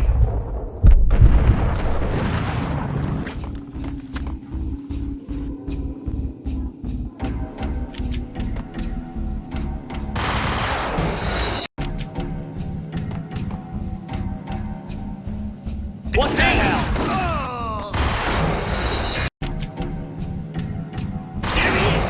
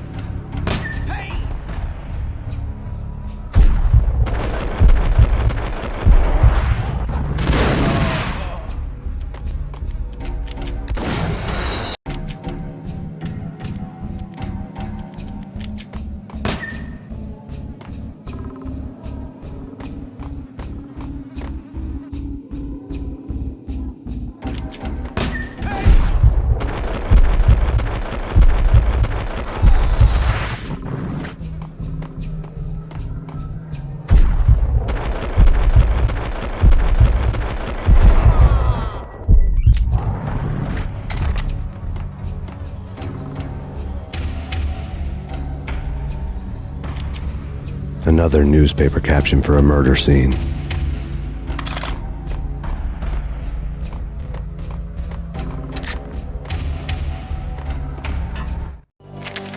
Frankie had left his calling card, a Captain Baseball bat boy strip, next to a sewer passage filled with bodies.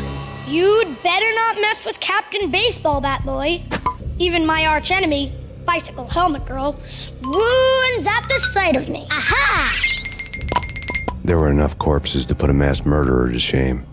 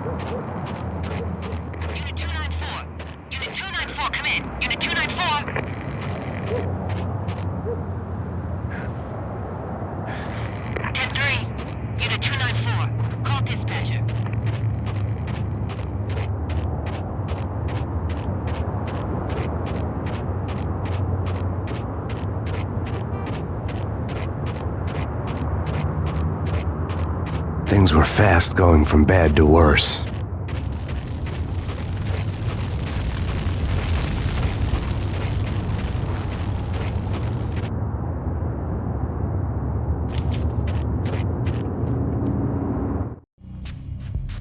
The men in blue had come and gone. They had decorated the place with chalk outlines and tied it together with yellow tape. The cops who had stayed behind were dead. Frankie, his boys, and I had the place all for ourselves.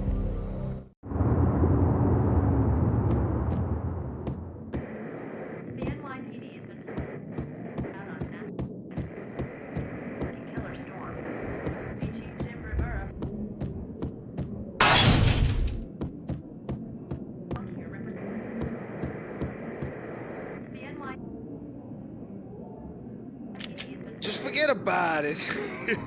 Just forget about it. Hey, just forget about it. That crazy witch, you should have heard her. She was a real scream when the boys caught her trying to cap the Don. Oh, that's friggin' bad. To the trio? That's even worse than what Frankie's doing to that poor bastard downstairs. She's gonna take a long time to die. The mobster muscle on the phone was talking about Mona. Punchinello's trio were nothing but bad news.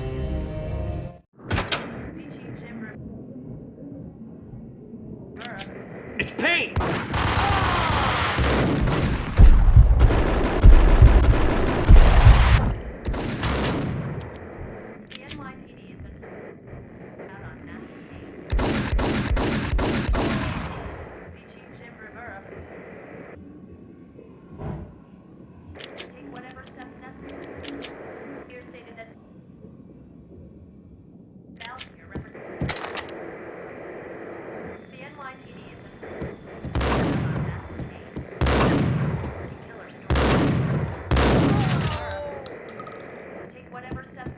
More evidence that Punchinello didn't like me much.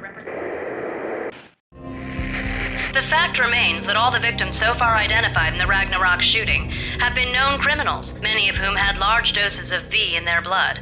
Reliable sources say that Max Payne was also among those killed, although no body has been recovered at this time.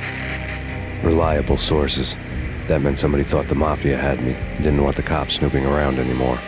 The body would be delivered to them barely recognizable. Case closed. Don Punchinello had the power to be that reliable source, which was no news. But his news was old news. Framing me hadn't been enough. Don Punchinello had put a hit on me. He wanted me dead, and it had been important enough for him to give written instructions to Frankie about it. Max Payne should die like a dog for the trouble he's caused. Frankie, I know I can trust you to give this matter the dedication it needs.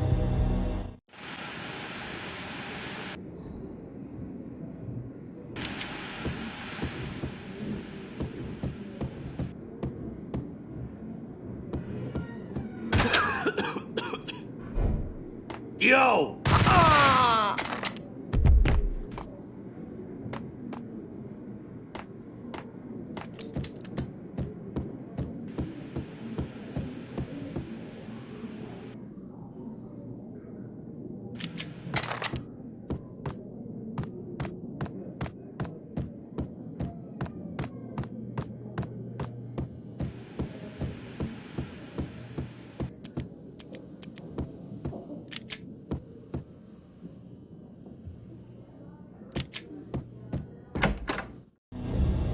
The hotel bar was fast developing quite a history.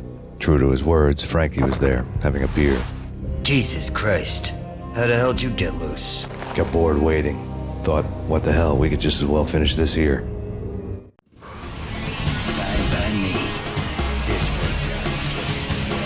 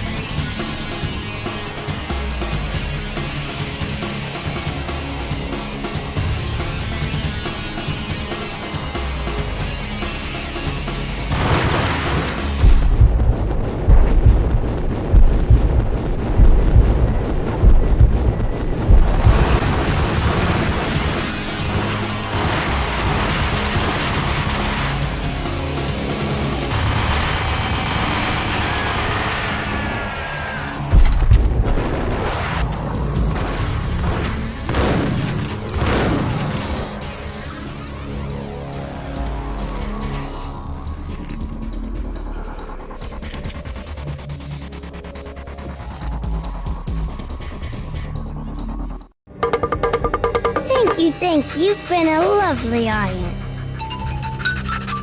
Had enough? I don't play with girls anyway. Unfair! I spotted the tail as soon as I left the hotel. A big black Mercedes. I'd seen the car before. That time it had heralded impressive explosions. Vladimir was back. Bang! You're dead, Max Payne. I might have laughed if I remembered how. What's this supposed to be? Cops and robbers? Look, you want something with me? Get in line. Peace, man. Relax. You know you are a real news item. Armed and dangerous. I am going to make you an offer you can't refuse. I've always wanted to say that. It's a bum rap. I've been framed. That's a moot point. Whatever you did or did not do, I'm sure you had good reason for doing it. Want to hear me out? I'm listening.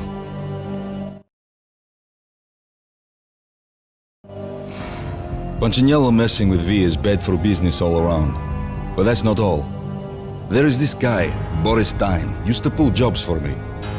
He's the captain of the cargo ship Charon. Now the bastard turncoat has gone over to the other side, Punchinello's. The ship's loaded with high-res hardware, guns, my business. If Punchinello gets hold of that cargo, he's won and I have lost. And you'll have your work cut out for you. If you want to get to Punchinello, you'll need heavy-duty persuaders. I am just the man to get them for you. Change the ship back under my flag, maybe pop 2 in the traitor Dime's head while you're at it. You'll get enough guns to start the apocalypse. You in or out? Let's get this show on the road. Vladimir was one of those old-time bad guys with honor and morals, which made him almost one of the good guys. None of us was a saint. The Brooklyn riverfront was a maze of rusty containers, sharp-boned cranes looming up from the snowstorm. On a night like this, you couldn't help but think of the dark army of dead men sleeping with the fishes, cement shoes in line. No Minotaur lurked in this labyrinth, but somewhere out there, on the clanking deck of his cargo freighter, the skipper of the Chiron was waiting, like the ferryman of the river Styx.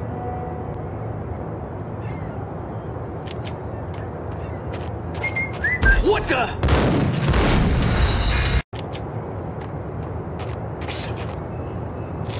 Hey!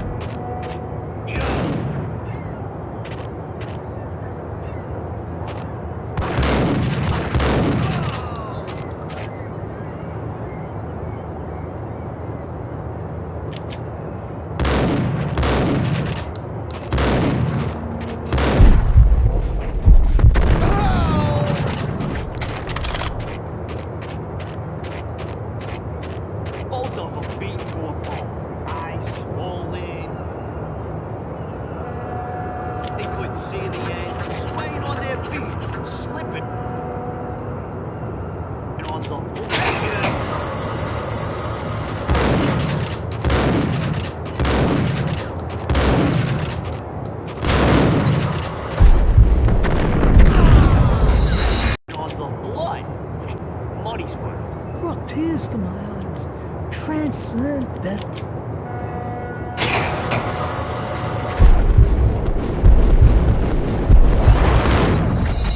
On the blood.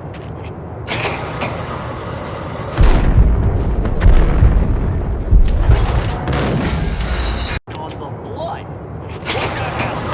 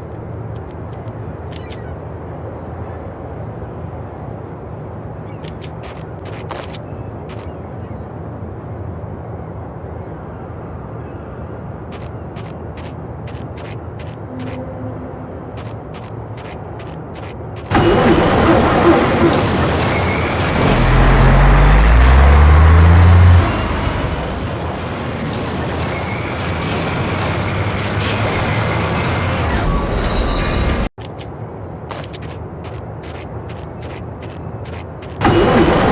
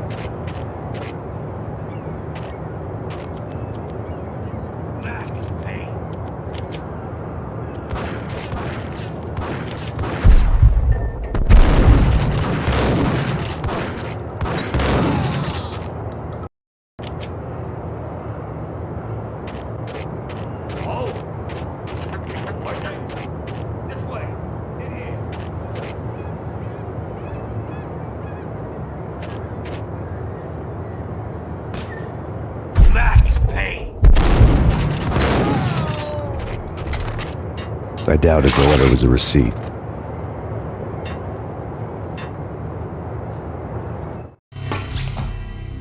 Rico Muerte had come to town to do more than just sort out family troubles. Exhibits number 1, 2, and 3. A briefcase of money, a sniper rifle, and an envelope with one word neatly printed on a folded piece of expensive paper. Mayor. It didn't sound like a mafia contract at all. It was too cold and too to the point.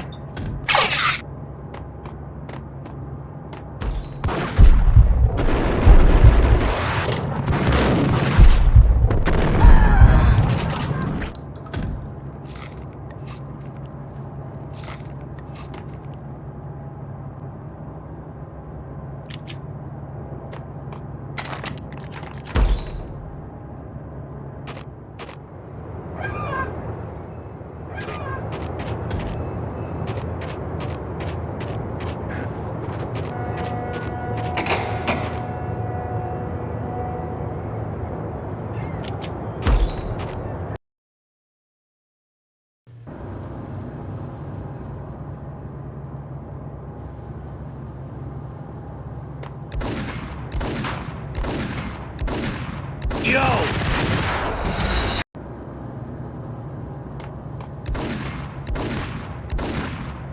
Yo!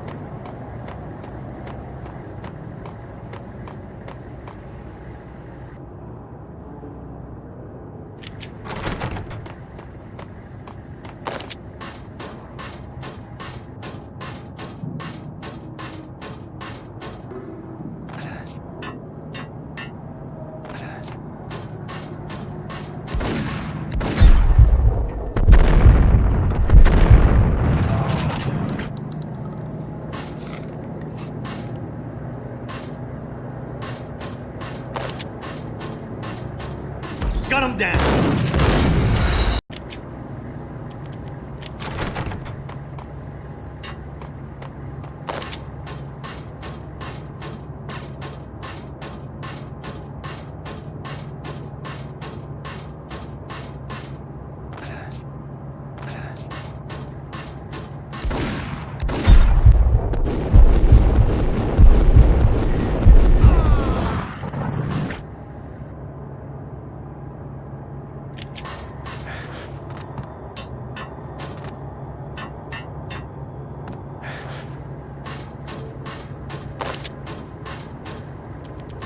Ice him!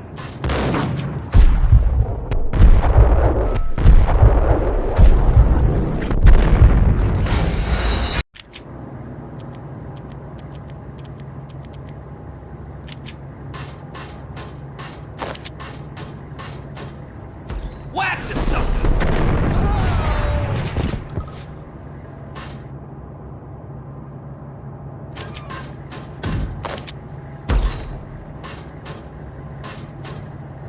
I had found Boris Dime's ship.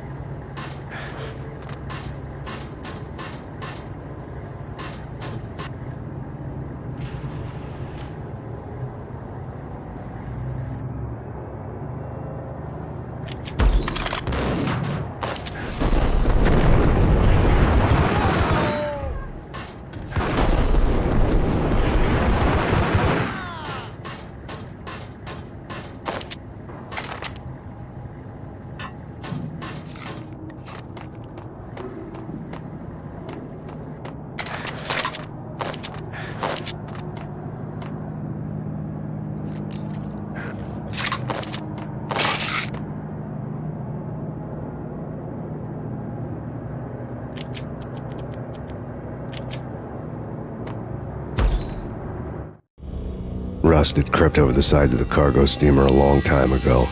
Boris Dime would be on board. I'd have to smoke half of his crew to even get near the gangplank.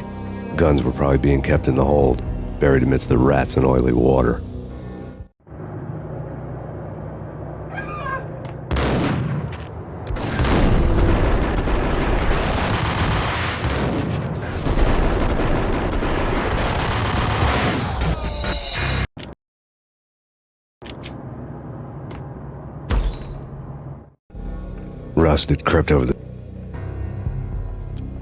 Rust had crept over the sides of the cargo steamer a long time ago. Boris Dime would be on board. I'd have to smoke half of his crew to even get near the gangplank. Guns were probably being kept in the hold, buried amidst the rats and oily water.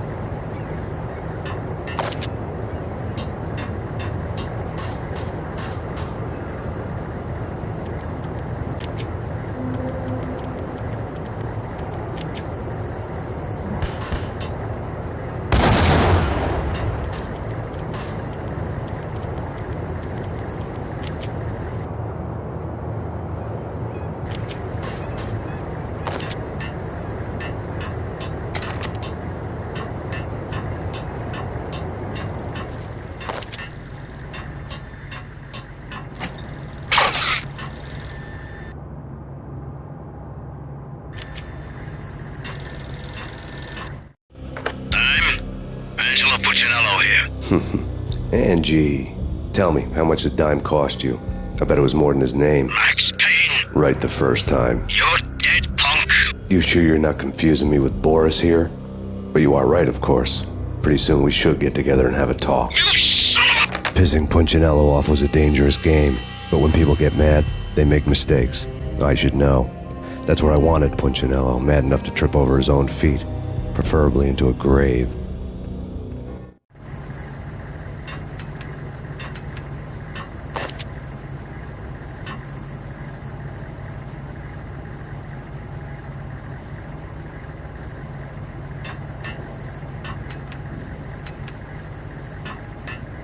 Dime! Dime!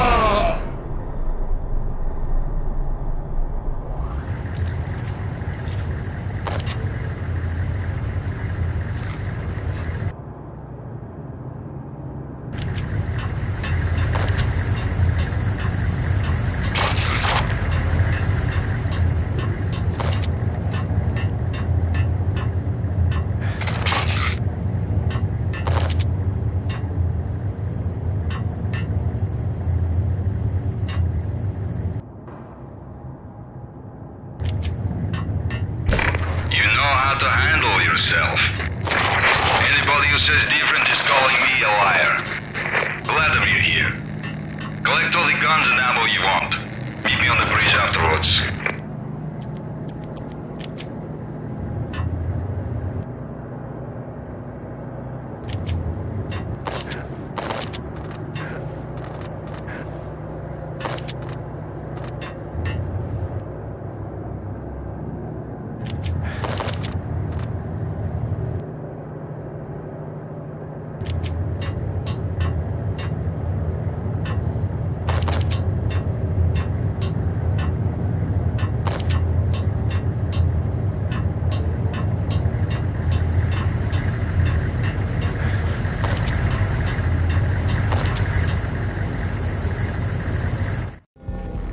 Did you get everything you need? Check. I owe you. Anything you need. This is my solo. When I'm through, Punchinello won't be anybody's problem anymore. Clear as vodka. But anytime you get between a rock and a hard place, just whistle. This could be the beginning of a beautiful friendship. You really get a bang out of this big-time gangster act, don't you?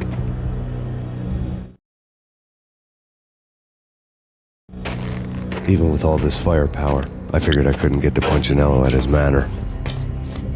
I could only hope that he wouldn't pass a chance to hear me beg, to see he's won. This is Max Payne. I want to cut a deal. Payne, you're a dead man. That's what everybody keeps telling me. I got your ship and her cargo. I want to meet. No pain, no gain. Capiche? You know my restaurant? Yeah, I know it. 1 hour. Punchinello's restaurant had seen better days. Snow was falling like ashes from post-apocalyptic skies, but that was outside. Things would soon get hot in the Don's restaurant. I knew it was a long shot, Angelo Punchinello actually showing up, but there was no crime in hoping.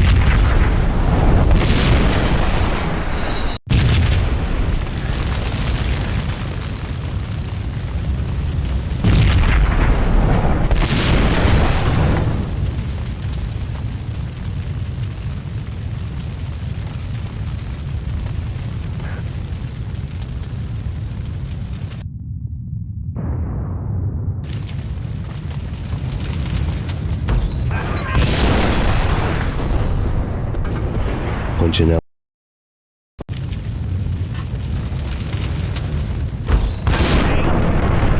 Punchinello was burning to get me. The feeling was mutual. He was trying to put out my flames with gasoline.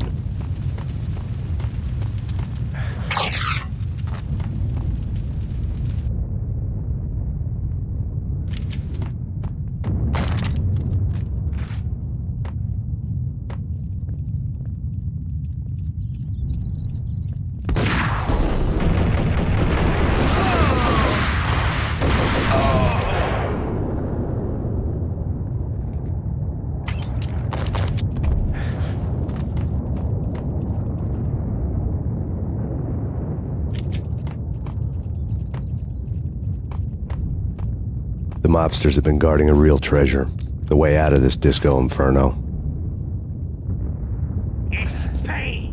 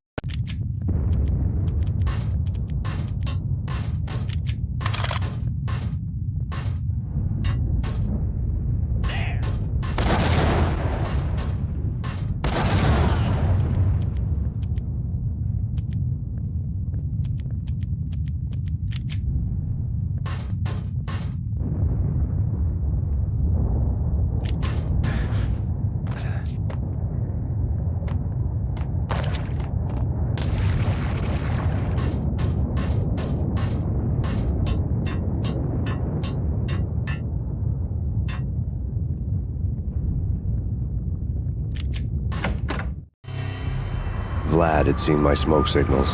The Mercedes was revving to go, almost drowning out the Banshee well of the sirens. You coming? We'll drop you off at the Punchinello Manor. Sounds good to me. When this is over, look me up. I could use a professional like you. I'll keep that in mind.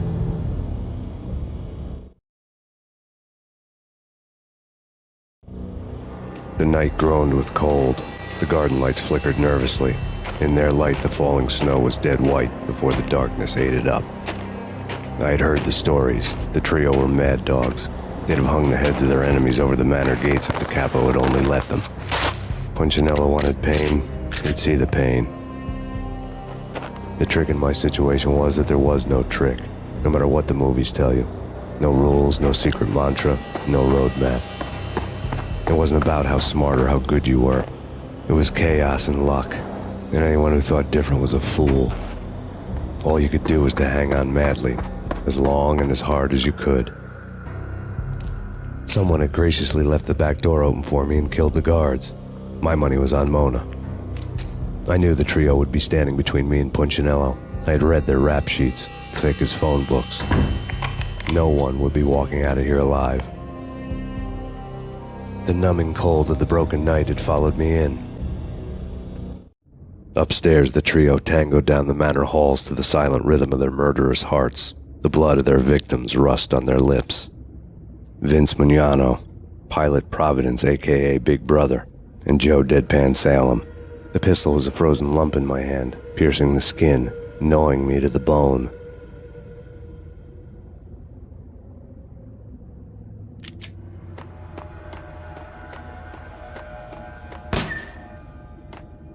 In death, the thug had been promoted. Someone hadn't enjoyed the Don's hospitality. Someone with a flair for the dramatic. Someone who had let herself out of a locked cell and past a couple of armed guards. My thoughts were on Mona again. I could only hope she was a good enough gambler to walk away while she was still winning, before she'd run into the trio. I ordered a messenger.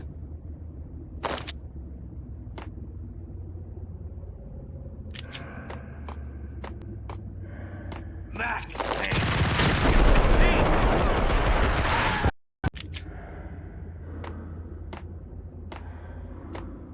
Max Payne! There he is!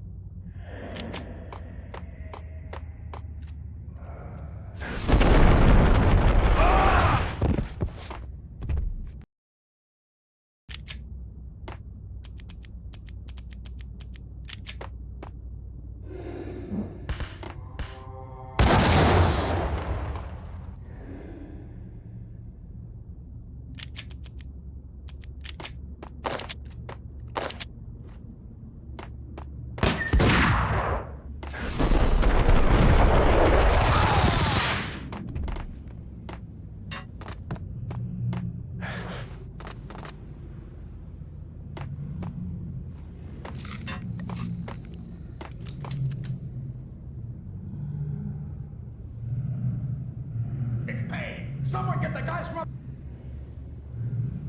upstairs! No one's going anyplace. Too late for that. He walks in, we waste him. Vinny and Joe and Pilot won't get the credit for this kill. Yo! Upstairs!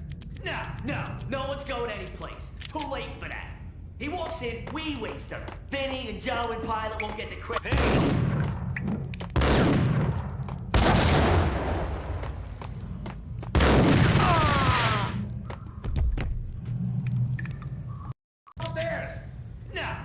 No one's going anyplace. Too late for that. He walks in, we waste him. Vinny and Joe and Pilot won't get the credit for this.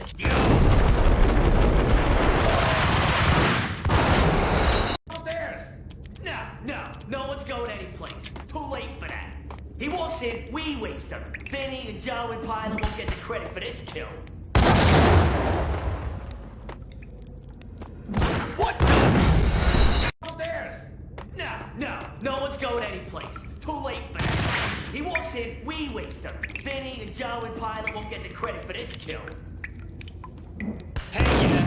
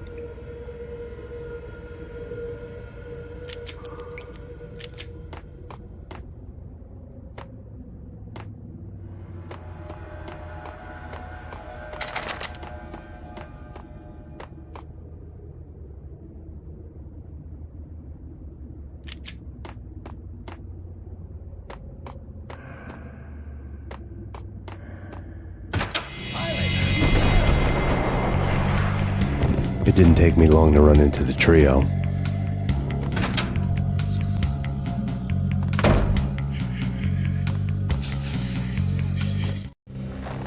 The word on Lisa Punchinello was that she was a bit of a witch. The tarot cards on the kitchen table fit the picture. They weren't my kind of cards, but I was willing to take a crack at the hand Mrs. Punchinello had dealt. The first card was the Tower. Maybe that was supposed to be the manor. It got easy after that. The devil was the master of the house, and death was me, coming for him.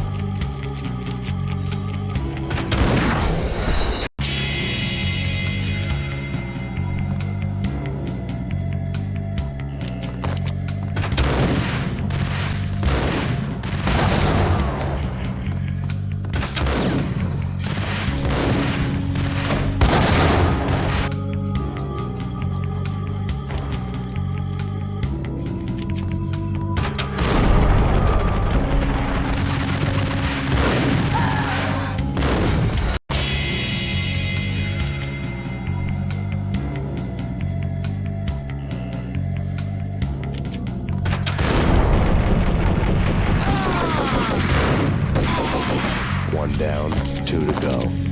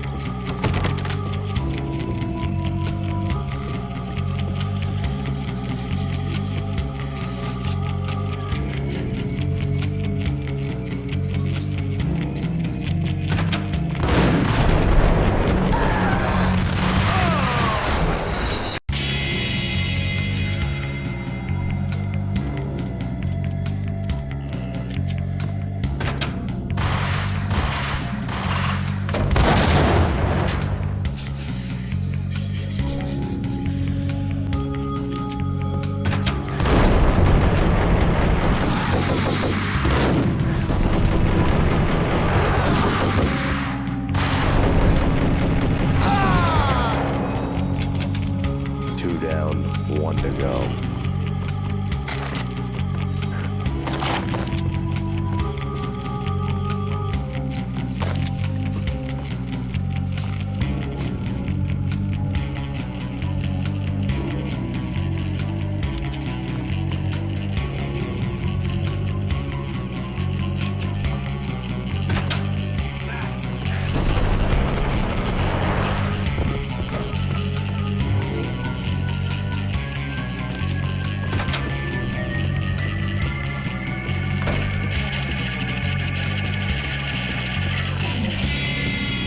Don't stop at him! This will. This will stop anything. Take cover.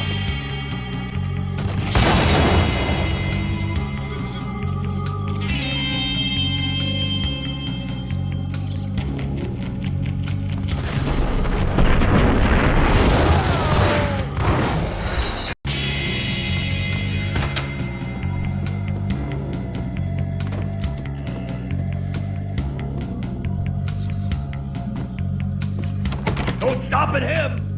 This will. This will stop anything. Take cover.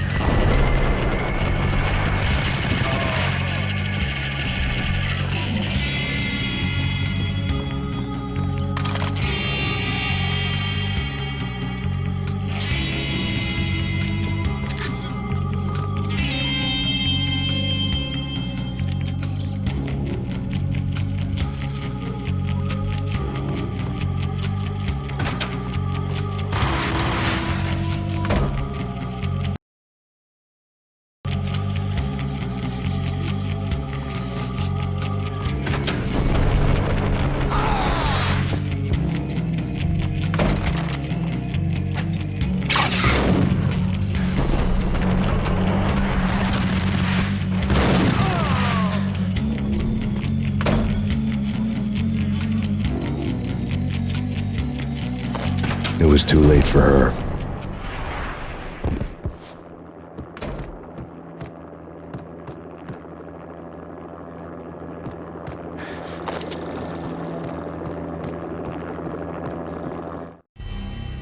You're a real angel, Max.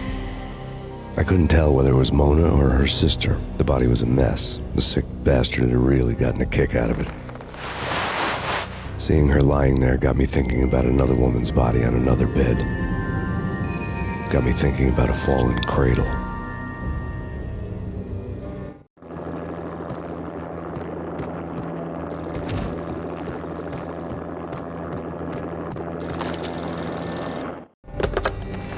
Max Payne. Talk to me. Alfred Woden. You've got company. An armed helicopter just landed on the manor grounds. You must hurry. The more the merrier.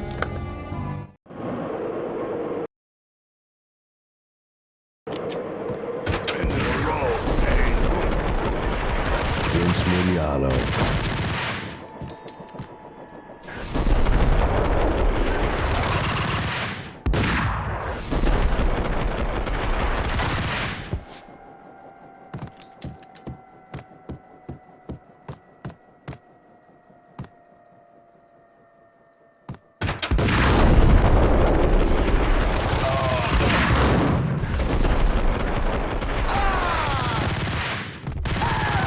Punchinello's trio was done for.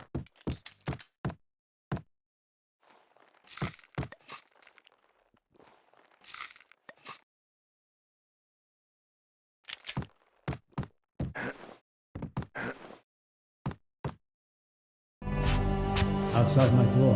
Hurry. He's coming for me. You gotta hurry. Please. I could hear Punchinello on the phone begging for help.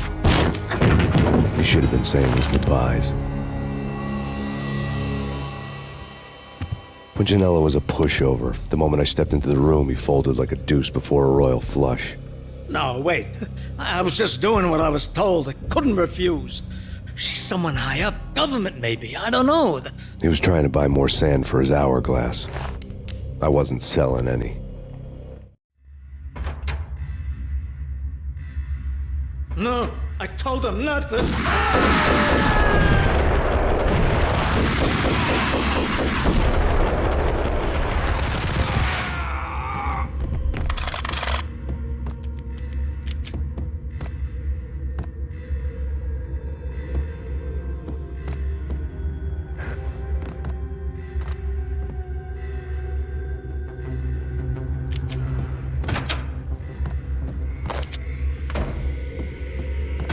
Drop it. Don't move. Game over, Max Payne. I could tell when I was outgunned. It was time to take another beating. The mystery witch was a real barracuda.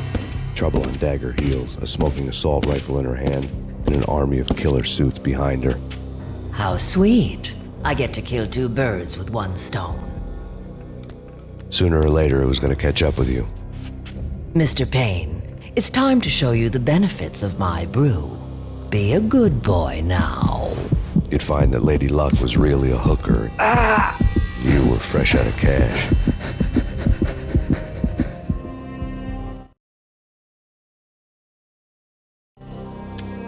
Gentlemen, we're done here. Take me to Cold Steel. She had just given me an OD of Valkyr. I could feel green fire eating my brains. They turned to steam. They did a fade on me. I'd never had a chance. The witch had got me just as sure as if she put a gun to my head and pulled the trigger. The shadows rushed me, bruised mugshot faces hungry for revenge. They knew my weak spots and closed in for the kill.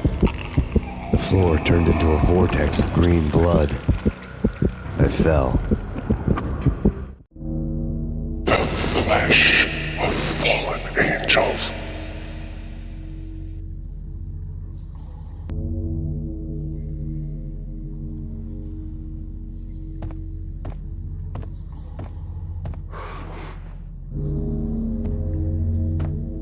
Who's there? Max? Max, is that you? Max? Where are you, Max? Please.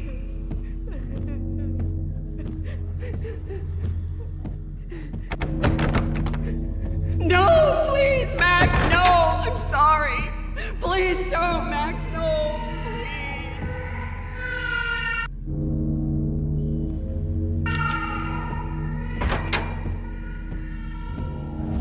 Max? Where are you, Max? Please. The letter was staring at me.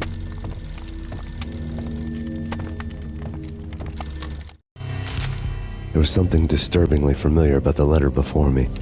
The handwriting was all pretty curves. You're in a graphic novel. The truth split my skull open, a glaring green light washing the lies away. All of my past was just fragmented still shots, words hanging in the air like balloons. I was in a graphic novel. Funny as hell. It was the most horrible thing I could think of. Bartender is shiny stuff and dreams are made of stooped necromancers. He sings like a banana wrist, having strayed too close to the constellations on their shaved skulls. There was a bad line in a prank call. Someone spouting insane babble. I couldn't make sense of it. But I had an overwhelming sense of deja vu, and the caller's voice sounded oddly familiar.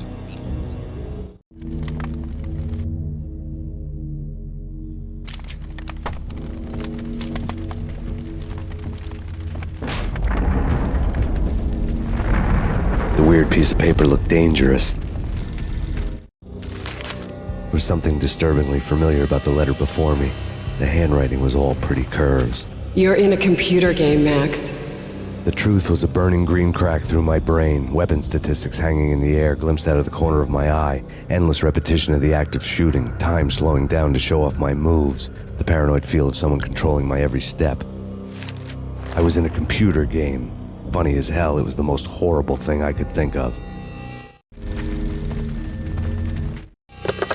Don't lose it. It's Valk here. The drug. Snap out of it. Try to remember.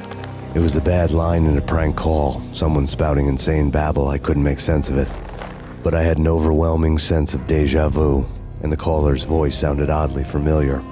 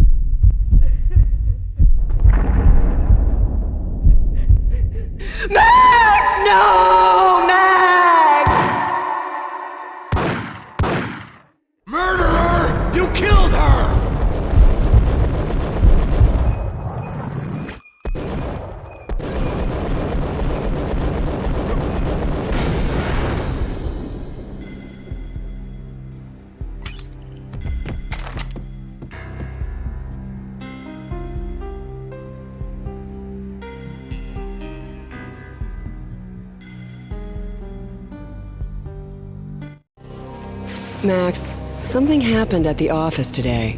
A strange memo. Something about Vikings. Honey, I gotta run. You can tell me all about it this evening. Have a nice day, darling. The bullet holes were rubies on her chest, blood glowing on her ivory skin. She was so beautiful. The killer was smiling. The flesh of fallen angels.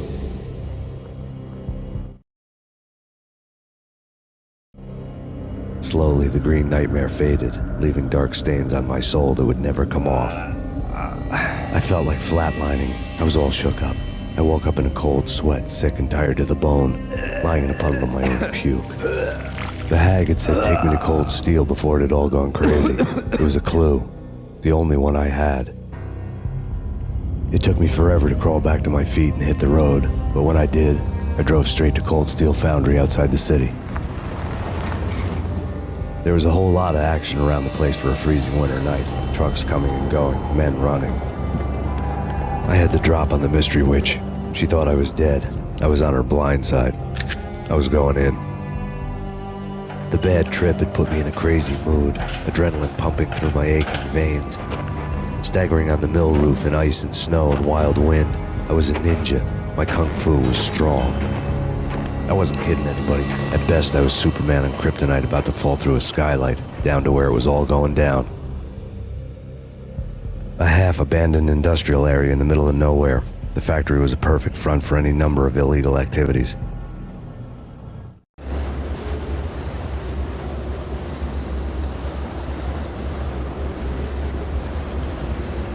In the belly of the plant, molten metal boiled and bubbled like a witch's brew.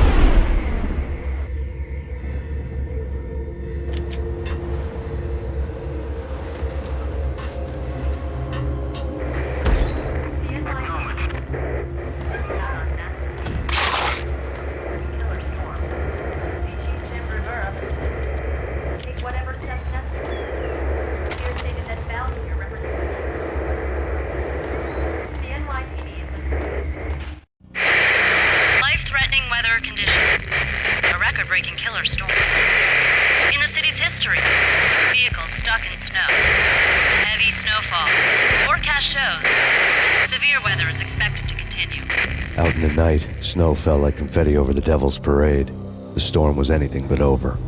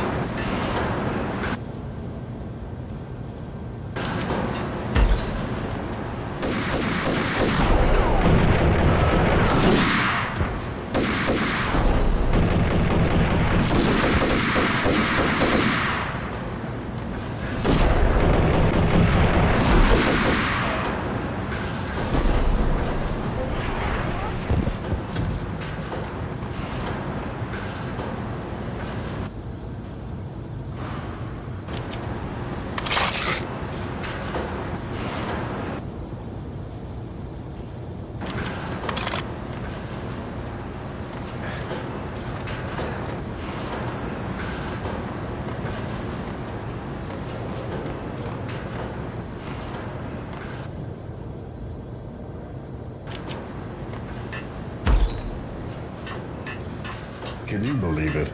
I bet they sleep with their rifles. I bet they've given them names. I guess. So, you don't have a name? What the heck?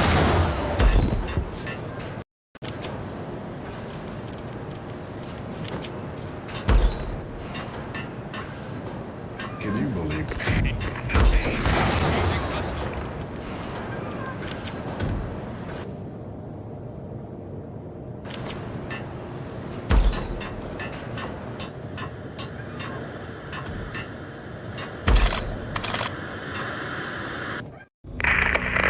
Perimeter breached.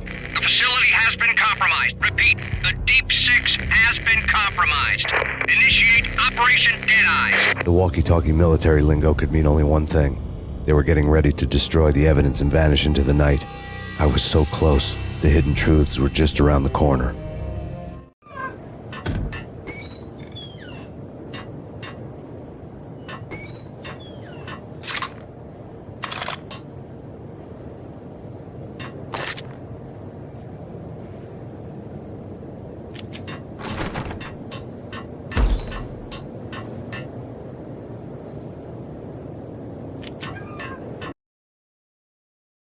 Damage assessment. The extra dead man left back.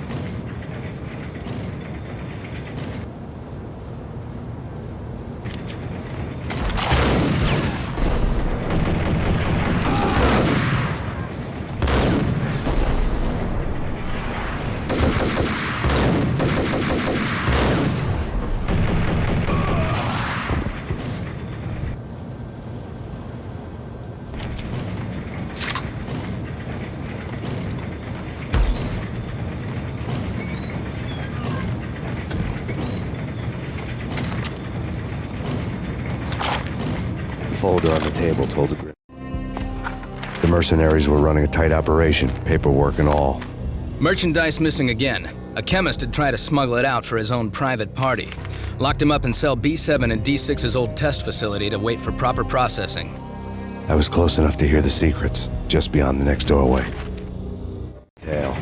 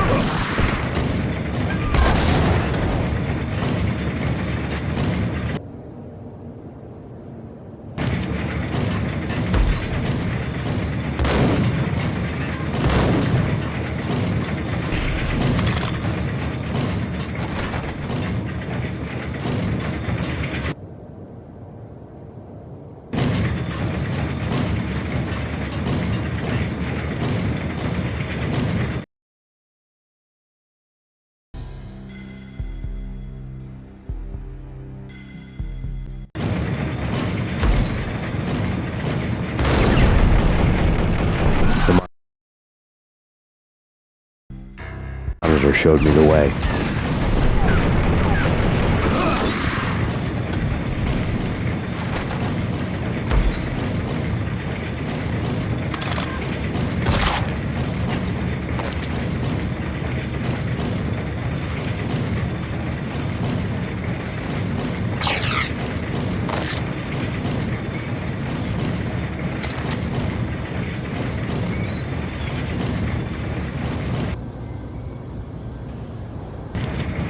Processing diagrams fill the control room screens, all but one.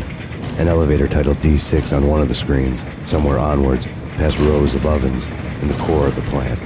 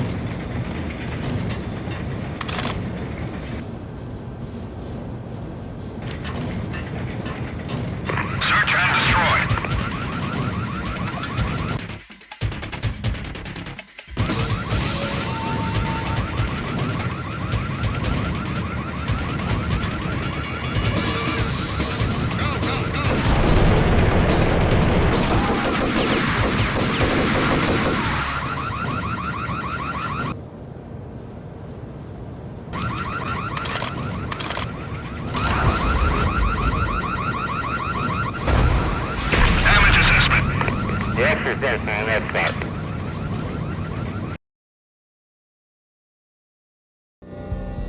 I had taken on the role of the mythic detective, Bogart as Marlowe, or as Sam Spade going after the Maltese Falcon to unravel all the mysteries.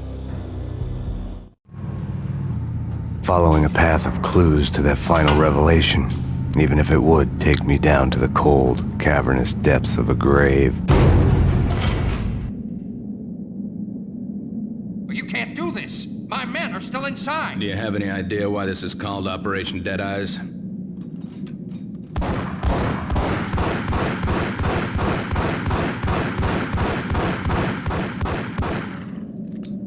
I think he's dead already. Let's do it.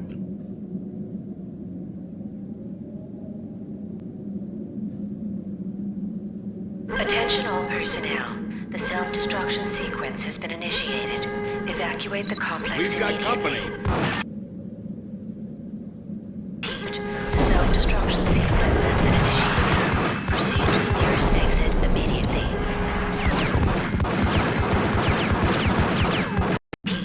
The self-destruction sequence has been initiated. Proceed to the nearest exit immediately.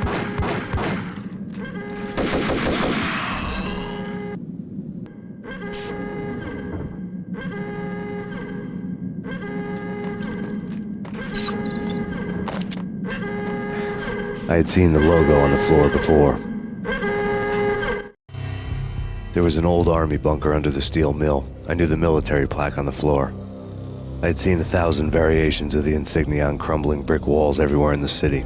The sword replaced by a syringe. Project Valhalla, V for Valkyr, V for Valhalla. All of a sudden it read like a crackpot conspiracy theory.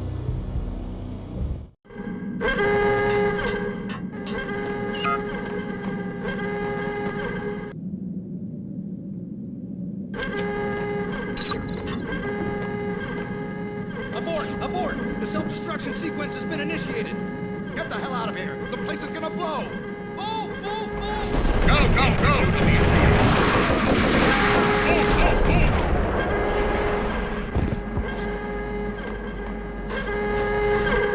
Attention all personnel. The self-destruction sequence has been initiated. Proceed to the nearest exit immediately.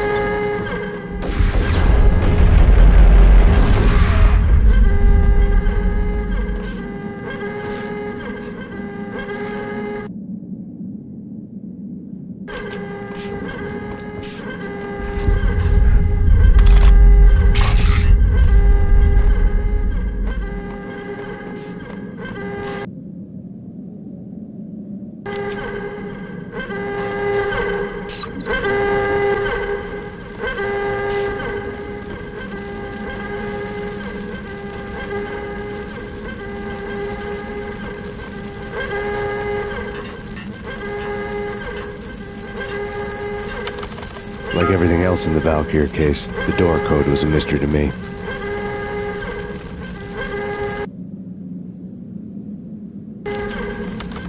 Attention all personnel. The self-destruction sequence has been initiated. Proceed to the nearest exit immediately.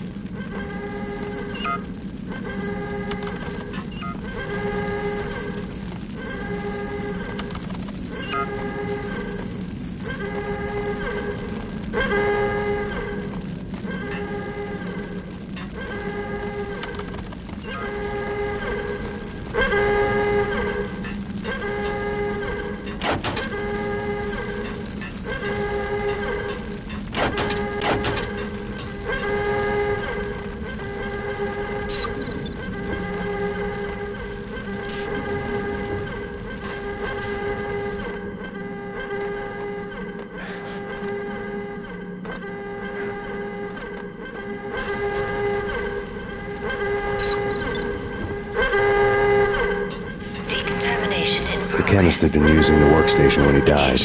The half-life of the lab rat had ended online, his password blinking on the screen. 665, neighbor of the beast.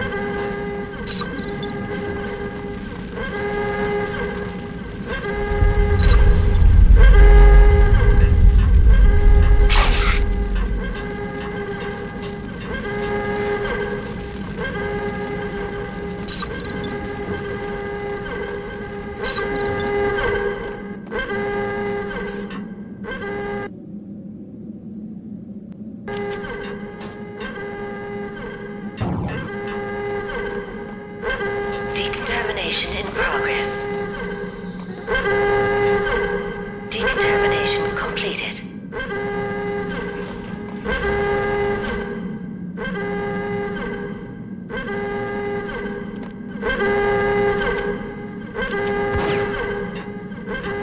Decontamination in progress. Attention all personnel. Decontamination completed. Initiated. Proceed to the nearest exit immediately.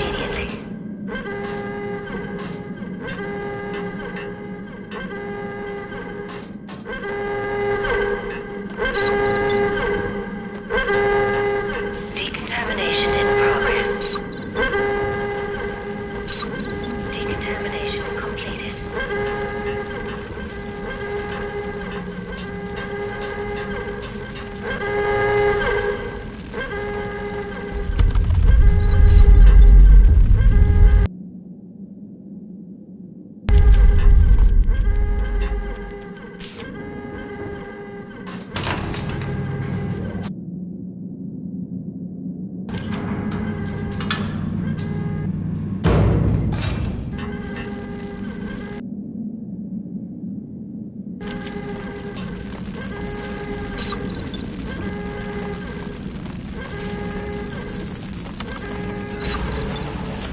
Attention all personnel.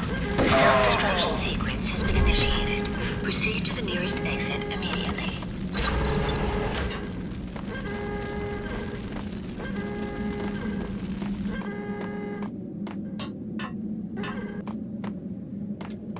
Hey! In here! Hey! Thanks. I thought I was gonna die in there for sure. I need you to get me through the decontamination chamber airlock. You're crazy! No way! The place is blowing up, for Christ's sakes! Either that or back to the cell. Your choice. Okay, I'll do it. I'll do it.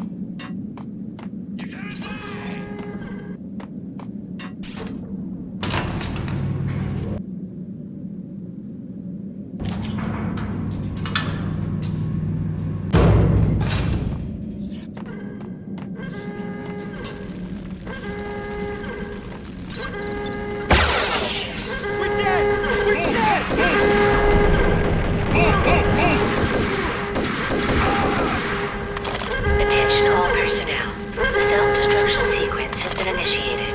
Proceed to the nearest exit immediately. Get in! I'll punch you through! Decontamination in You did a bad progress. thing. Bad.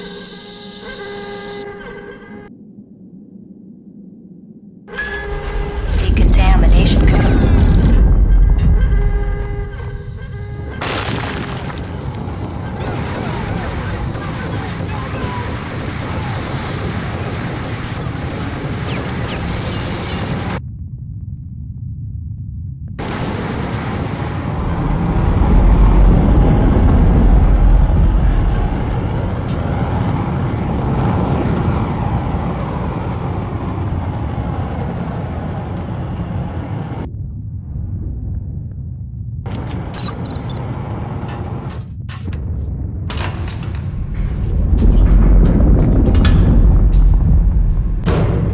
I was caught in the middle of the deadly web that was the Valkyr case.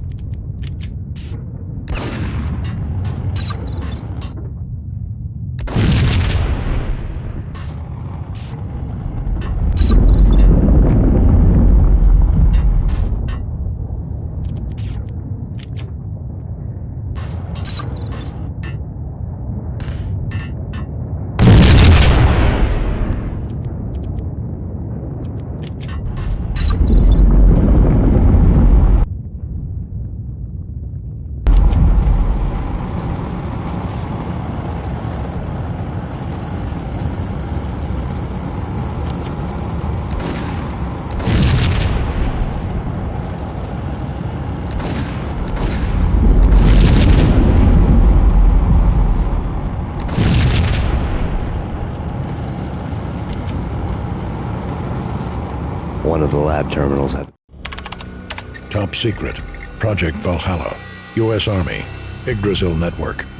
Valhalla, the otherworldly place in Norse mythology where the bravest heroes spent their afterlife feasting and fighting forever, their wounds miraculously healed night after night. Valkyr, the maidens who chose the most courageous Viking warriors and carried them to Valhalla. 1991. The research objective is to create a chemical substance to enhance the stamina and morale of infantry troops. 1995. Results unsatisfactory. Project cancelled. Someone had decided to continue the sick experiment unauthorized. Project compromised. Data leak. Fix the damage by any means necessary. Security clearance red. Authorized by the project lead. Field test. Double the dosage for all the remaining test subjects. Observe and record the subject's behavior in an urban setting. The drop-off point was my old address in New Jersey. The file dated 3 years ago. Just when you thought you had reached the deepest depths of horror, it suddenly got worse. How to turn off that small voice inside your head that started to whisper that you should be glad that now, if not before, your revenge was justifiable on any conceivable moral scale. That small voice proved, beyond any doubt, that I was damned. Project logo on the screen. The dagger-heeled woman had come and gone a long time ago. There was nothing more for me here. The bunker's name was acting as a self-fulfilling prophecy.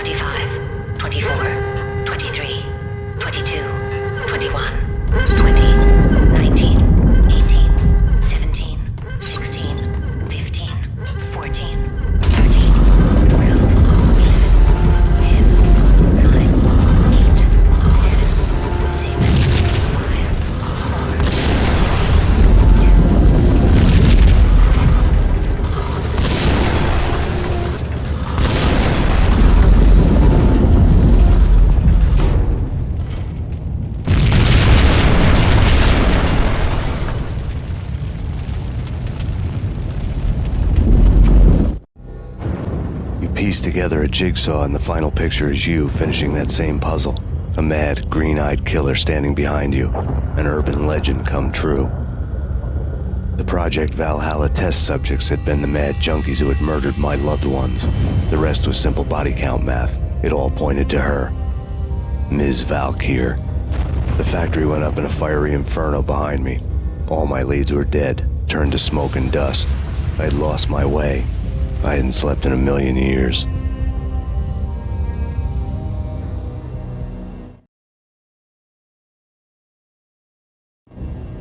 I felt thin as death. I've been living on an endless supply of week-old donuts. They were fuel for this crazy furnace inside my head.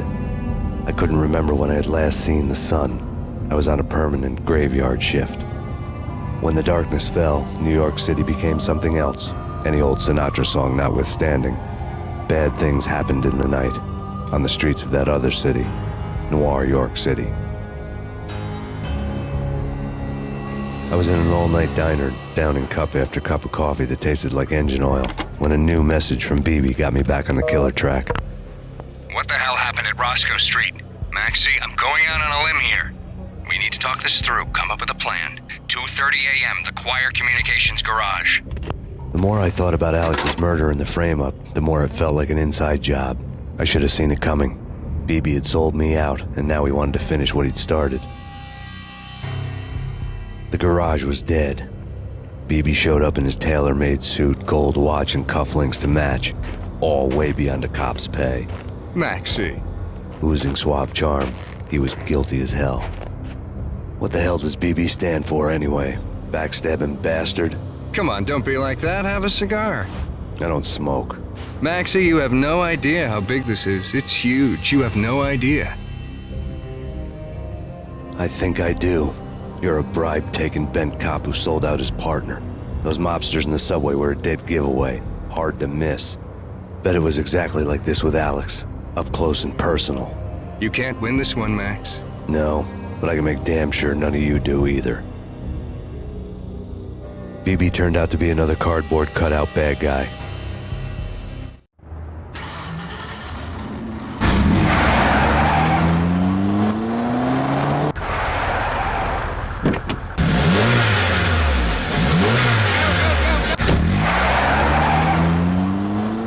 A bad cop on the take, a cowardly right-hand man fleeing from the scene, leaving his paid thugs to do his dirty work.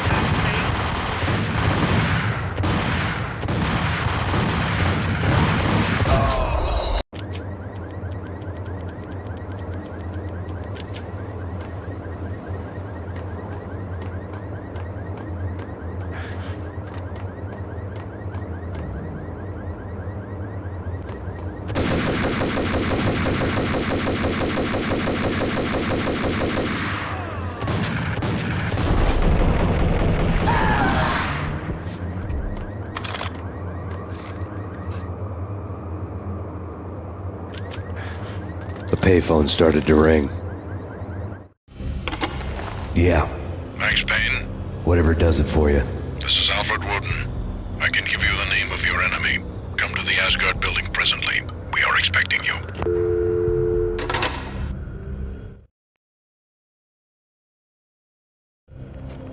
Woden was waiting for me on the steps of the old building. Mr. Payne, let's go inside. The others are anxious to begin. The others? Despite the general misconception, this building actually predates the City Hall by 2 years, thus being the oldest municipal building still in use here at the foot of the Brooklyn Bridge. No kidding. The old man played tour guide as he led me through a dark, domed hall. The answers I was after loomed large ahead. Mr. Payne, I would like to introduce you to my colleagues in what we call the Inner Circle. You've been watching too much X-Files. You have seen the files on Project Valhalla. We can fill the gaps, provide you with the information missing from those files. We were all involved in the early stages of the project during the Gulf War. What's the catch? We would very much like to blow this thing wide open, but our hands are tied. Her name is Nicole Horn. She was the key figure in Project Valhalla. When the funding was discontinued, she simply refused to quit. She knew exactly what she had in her hands. Nicole Horn is the president of Acer Corporation. She has more than half the city in her pocket. This must be kept under wraps. If you try to go public with this, we will deny any knowledge. We need you to take her out.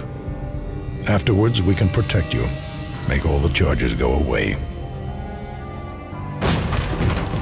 That was the cue for the killer suits to kick in the doors and swarm inside.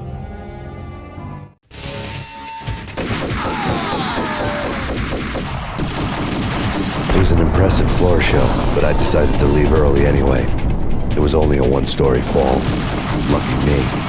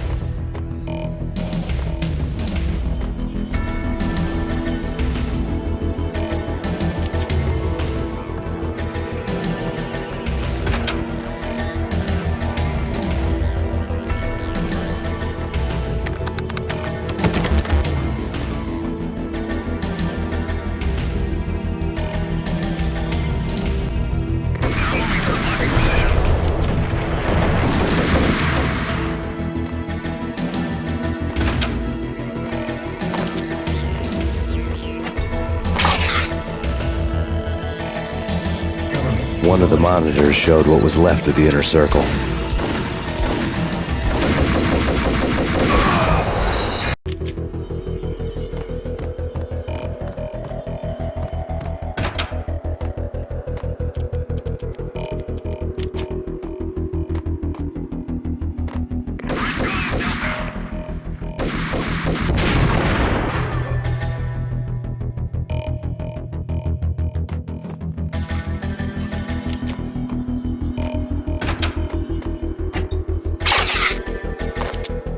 One of the monitors showed what was left of the inner circle.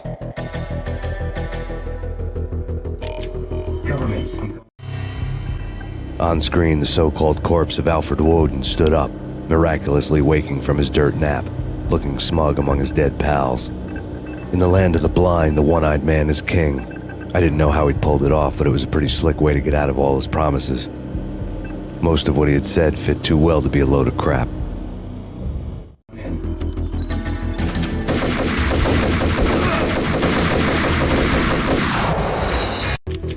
Cover me. I'm going in.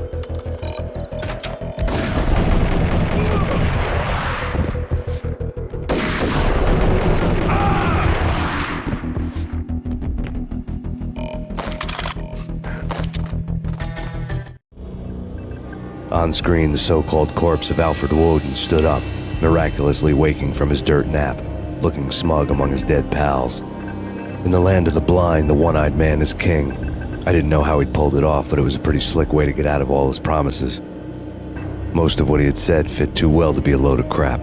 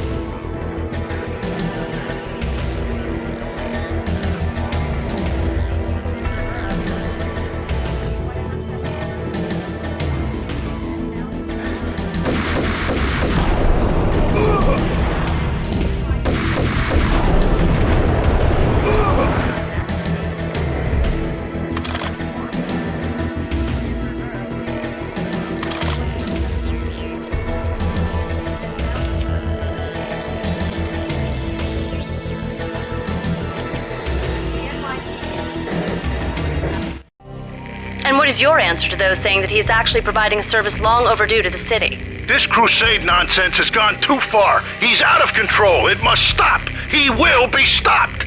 That was Deputy Chief Jim Rivera from the New York City Police Department.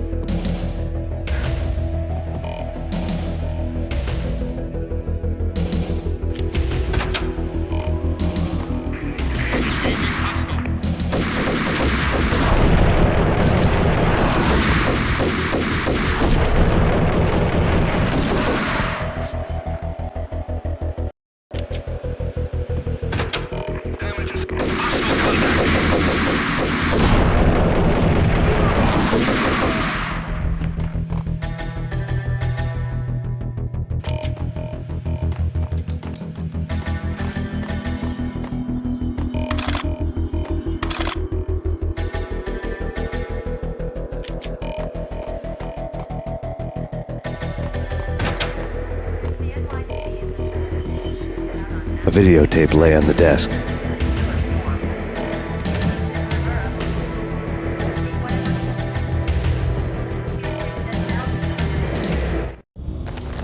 Nicole Horn had blackmailed the inner circle into silence. The tape came with a curt extortion note on a piece of expensive paper. I remembered Candy Dawn taping her clients in action on the side, selling the tapes to the highest bidder. I was sure that kinky sex was nowhere near Alfred Woden's worst sin.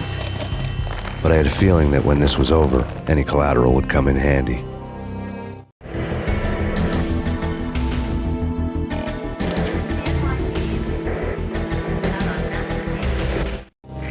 Nothing seems to stop Acer Corporation's phenomenal victory march. Incredibly, the stocks are still rocketing. Worried experts already see a danger in the company's success. Some have gone as far as to say that Acer Corporation is about to become an even bigger monopoly than Microsoft ever was.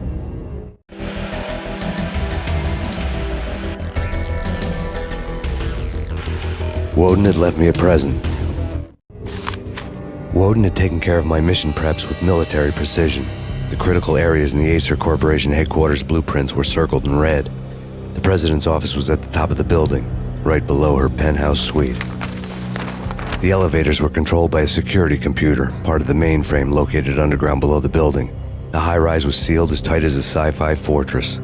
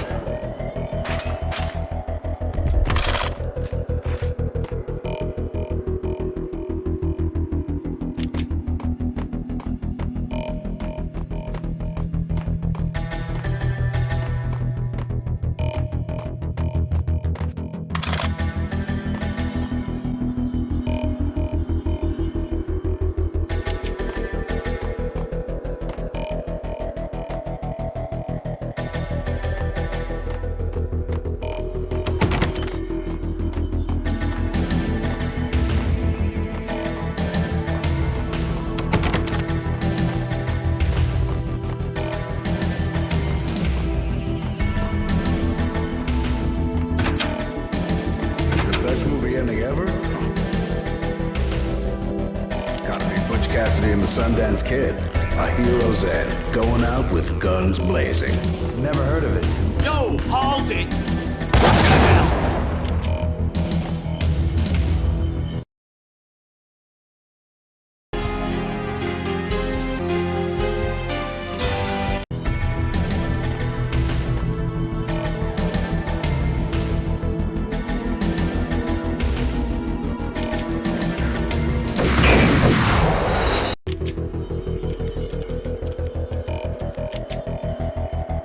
What the? Hey, hold it!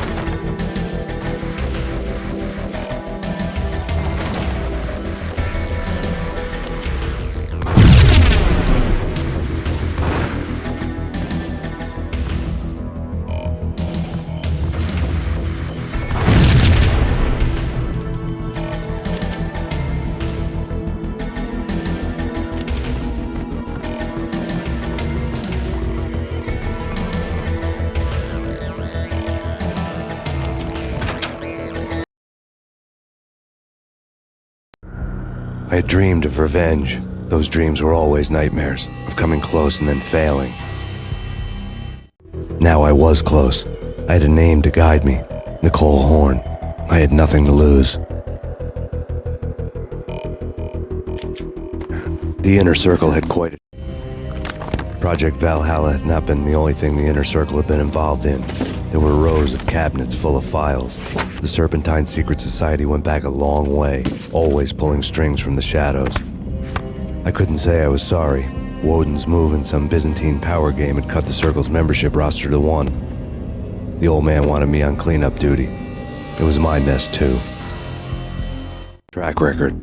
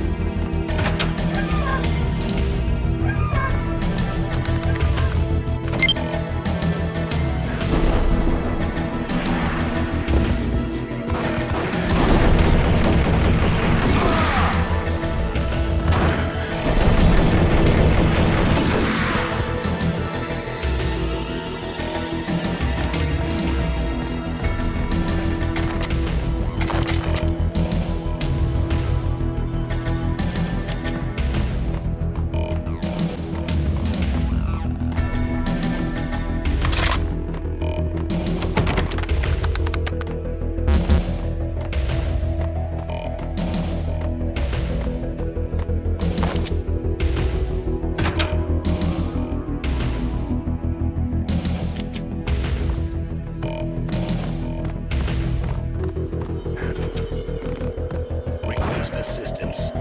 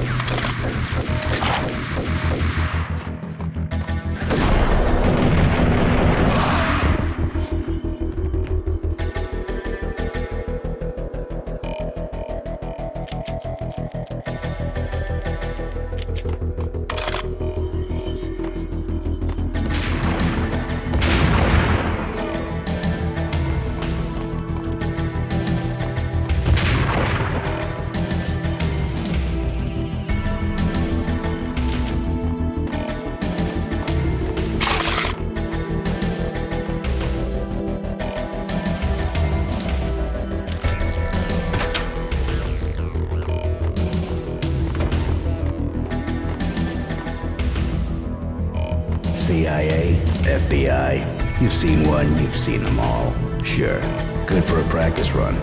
But this, working for her, oh, this is the real thing. The money's astronomical.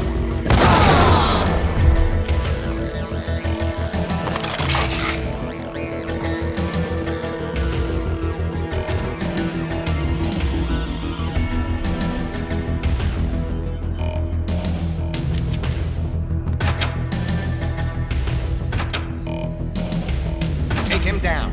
Shoot to kill. Let's finish this.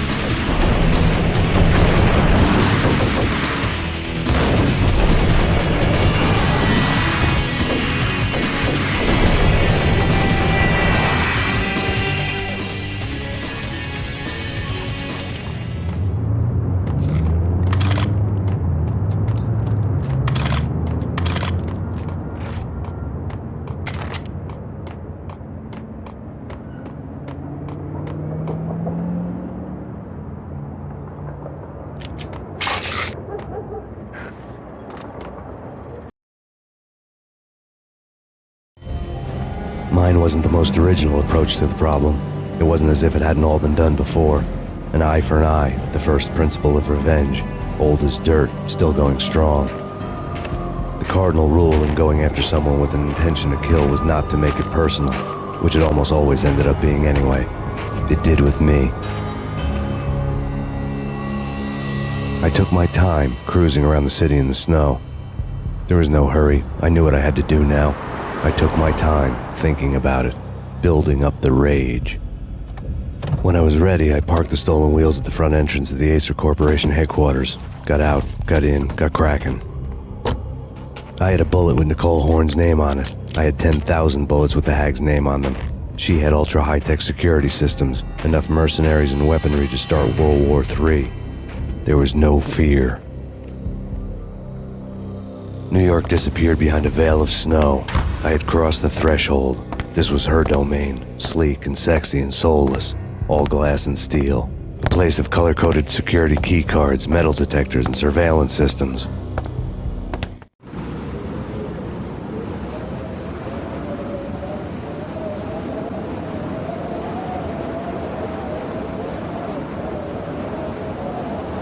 Colder than a walk-in fridge. Cold as a gun.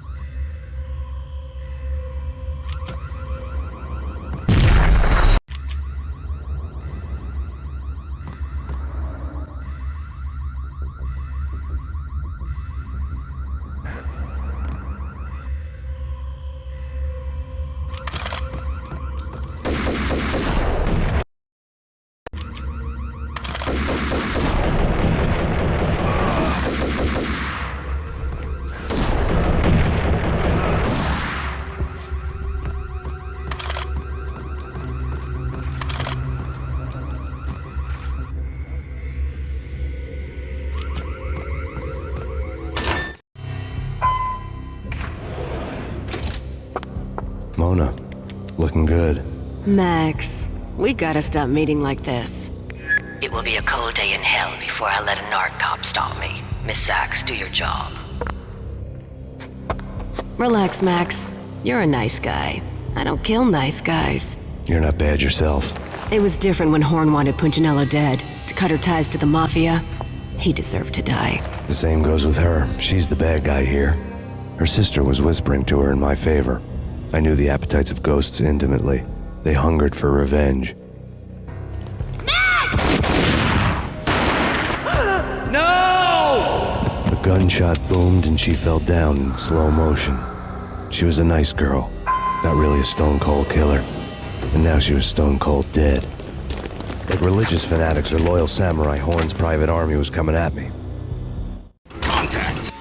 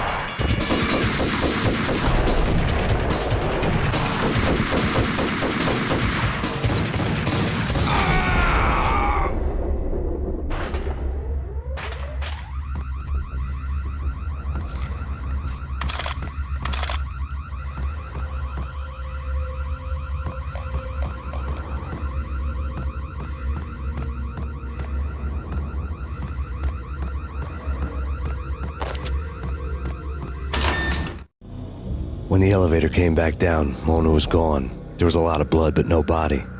Something clicked for the final time. My mind had never been so clear, as if somewhere high above the storm clouds were already gone, cold stars blazing from the black skies.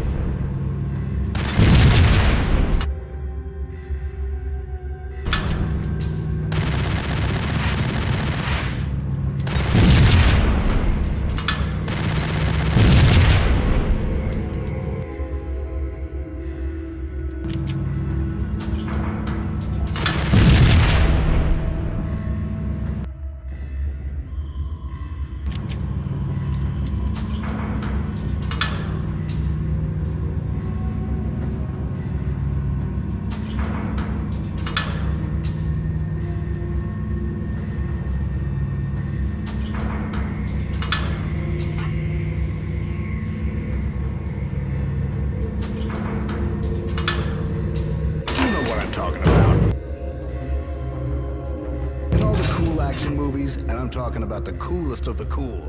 It always seems like time slows down in the middle of the action. You know, you can see the bullets flying through the air, the hero dodging in slow motion. What the hell?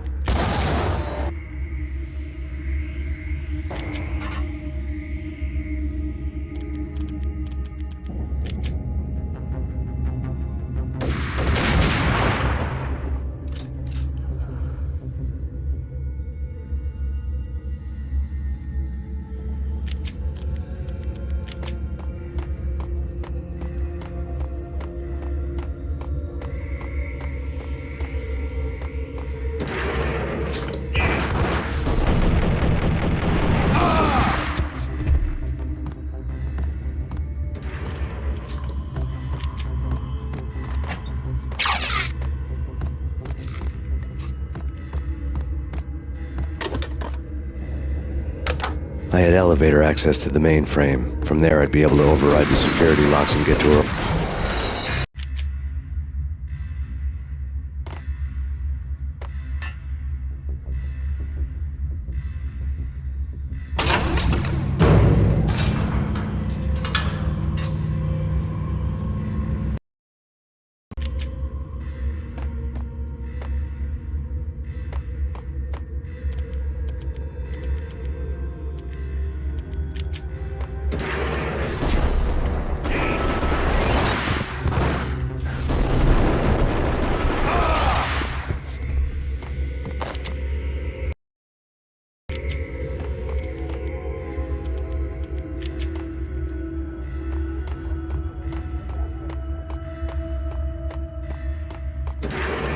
What the?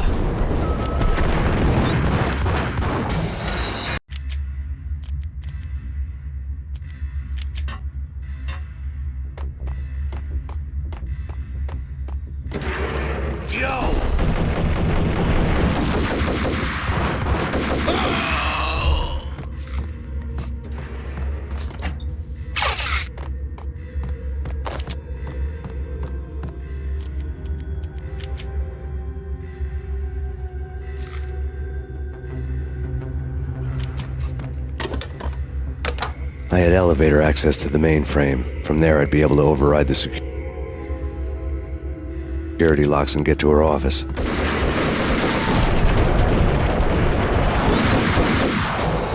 Security locks and get to her office.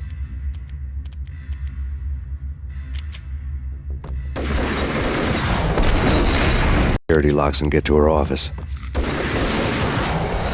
Security locks and get to her office.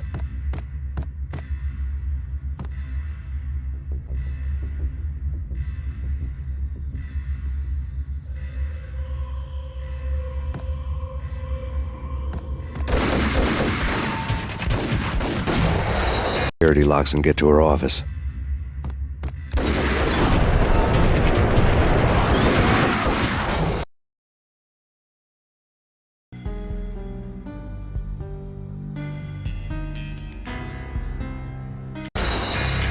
Security locks and get to her office.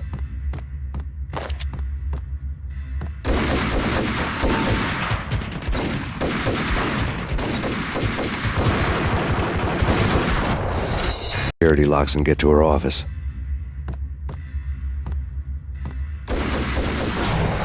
Security locks and get to her office.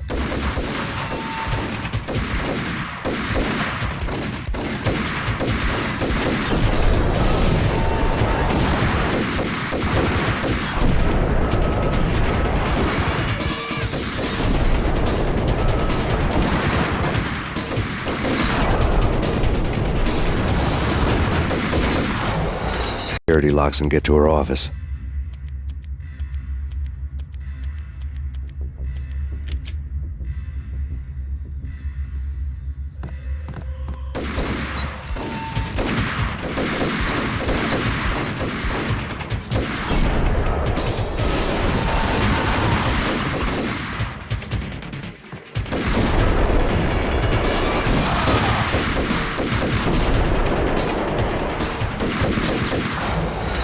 Security locks and get to her office.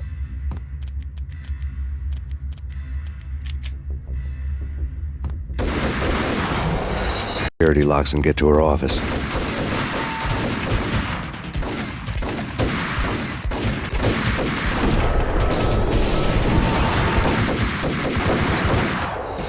security locks and get to her office.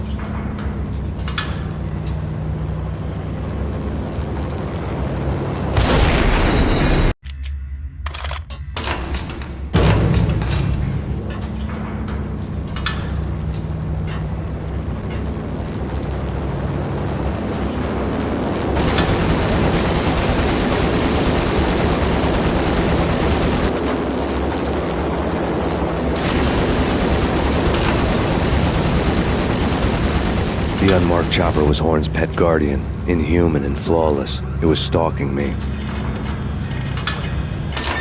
Stereotype. I'm not a cold-blooded killer. I'm a nice guy. I love my wife. I have 2 boys I'm very proud of. Hey, kill the bastard! Kill the bastard!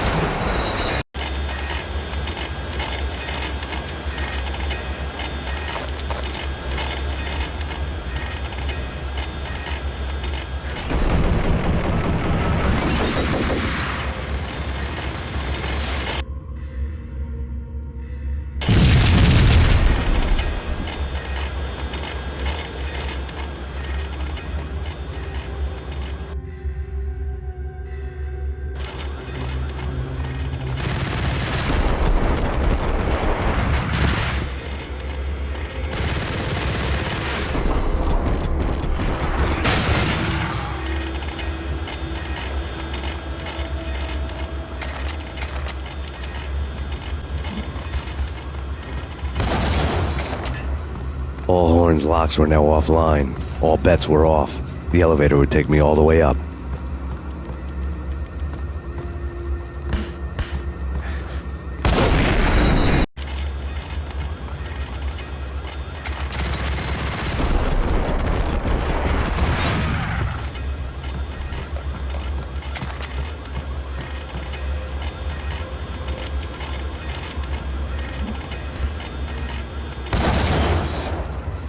All Horn's locks were now offline. All bets were off. The elevator would take me all the way up.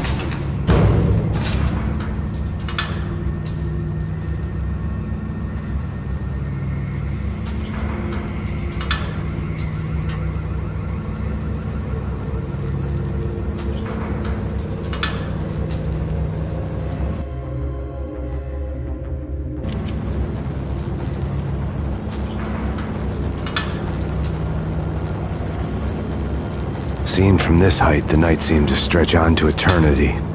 A hint of desperation had crept into the snowstorm, as if it was trying to get it all out before the end.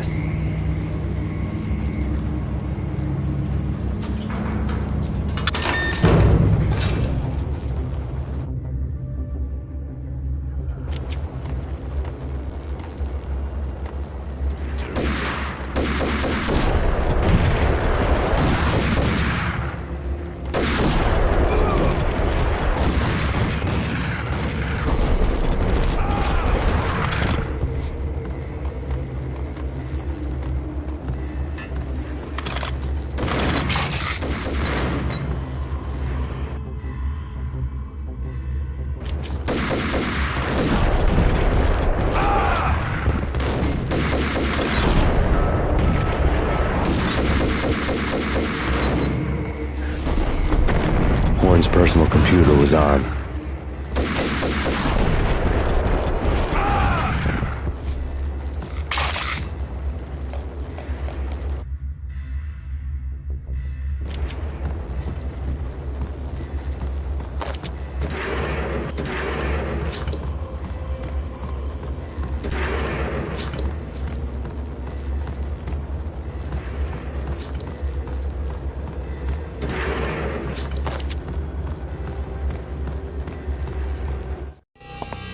Next to the printer was a neat stack of expensive paper. Hacking through Horn's computer would have unearthed files of criminal plans, strategies for world domination, spy helicopter reports, illegal wiretap recordings, internet porno, all of the above. Take your pick. I really didn't care anymore. I had seen too much of it already.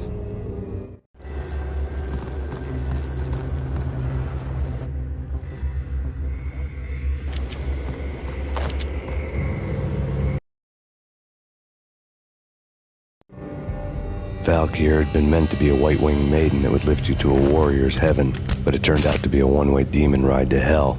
The devil was in the drug. I knew. I had met him.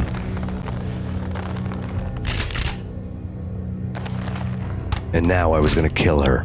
The queen of the underworld who had tried to lift herself a bit closer to heaven with her drug money. No begging, no bribes. She knew better. Honor among killers. We who were about to die.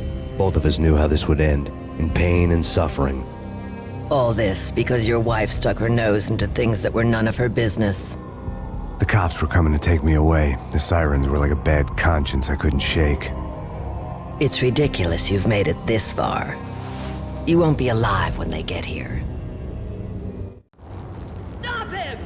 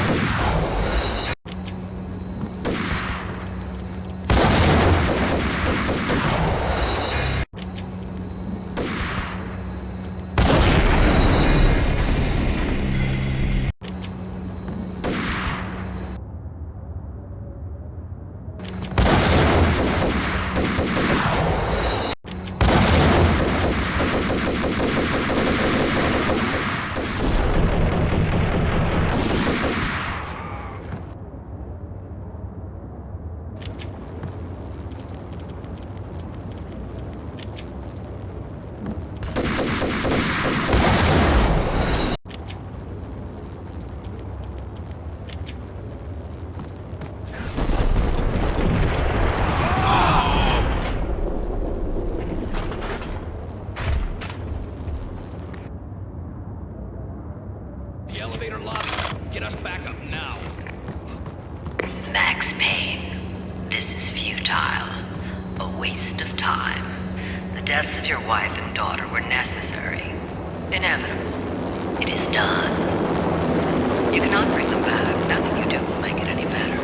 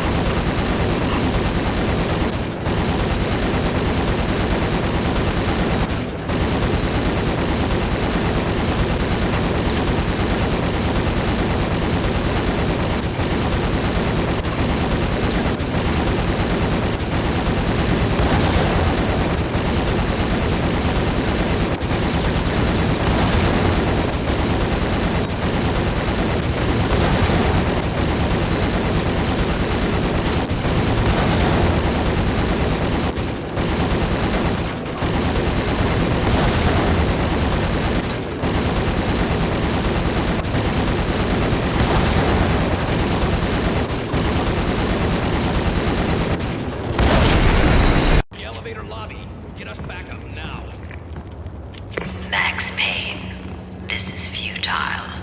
A waste of time. The deaths of your wife and daughter were necessary. Inevitable. It is done. You cannot bring them back. Nothing you do will make it any better.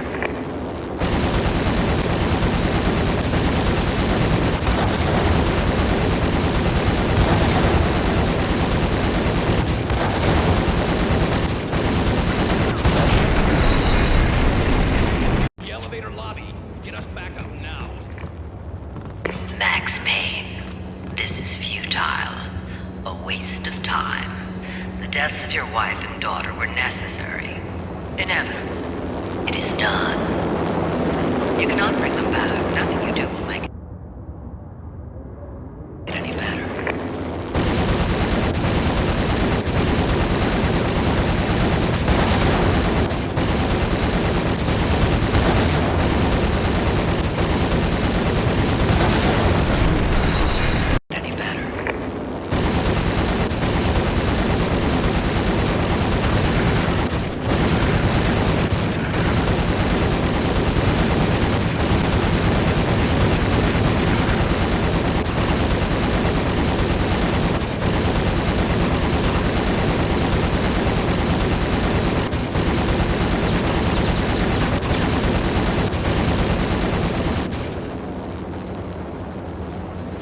Max Payne, you are fighting a losing battle.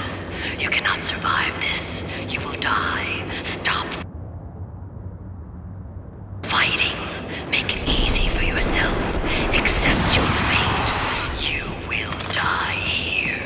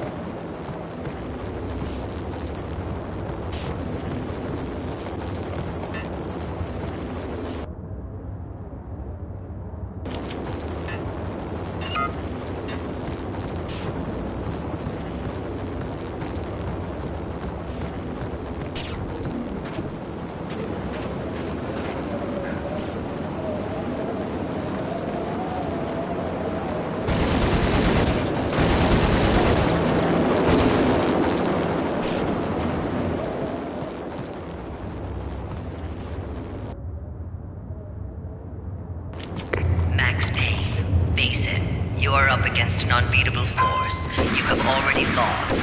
You have lost. Only death will set you free from your pain. Accept it. Surrender. Give up.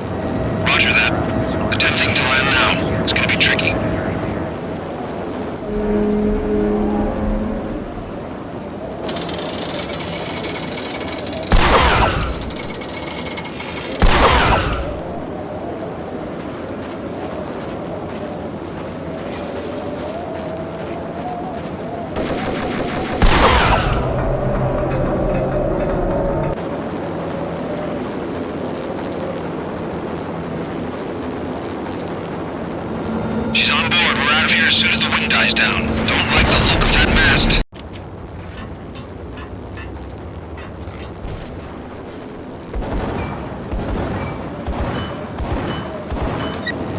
Roger that. Attempting to land now. It's gonna be tricky.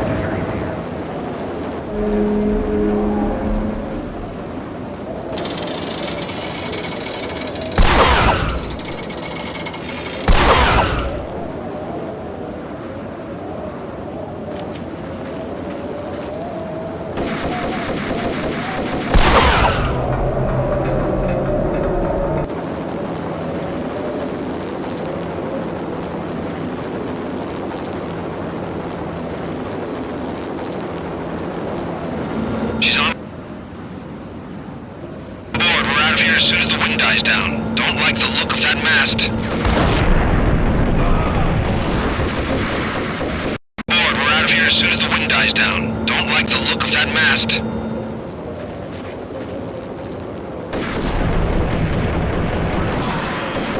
Board. We're out of here as soon as the wind dies down. Don't like the look of that mast.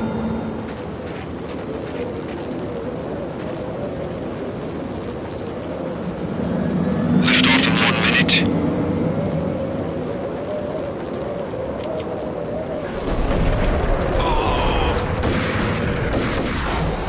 Board, we're out of here as soon as the wind dies down. Don't like the look of that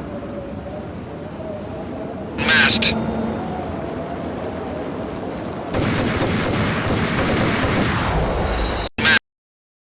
Mast.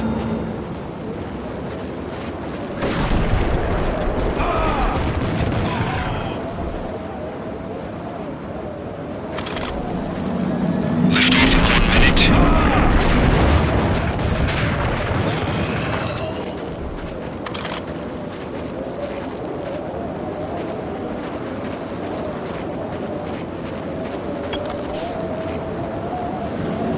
Lift off in 45 seconds.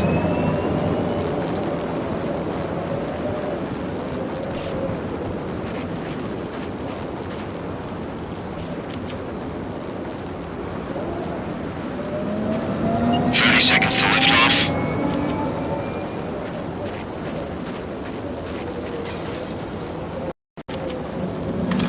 Lift off in 1 minute. Lift off in 1 minute. Lift off in 1 minute.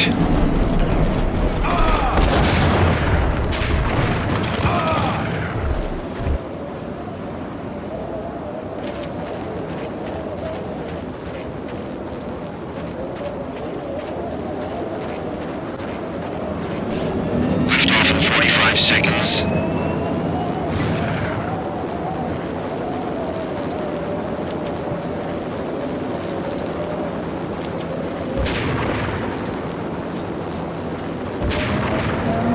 Seconds to lift off.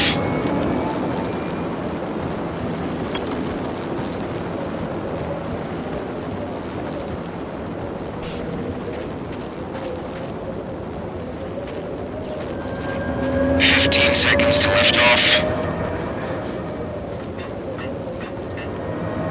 Okay, ready to lift off in 5, 4, 3, 2, 1.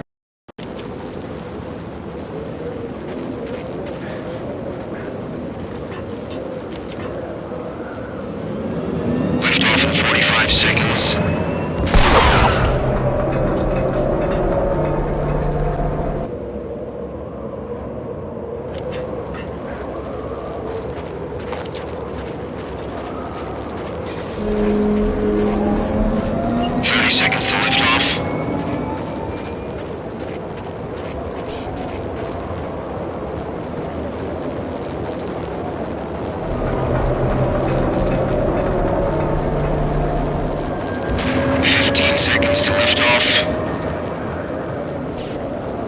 Okay, ready to lift off in 5, 4, 3, 2, 1.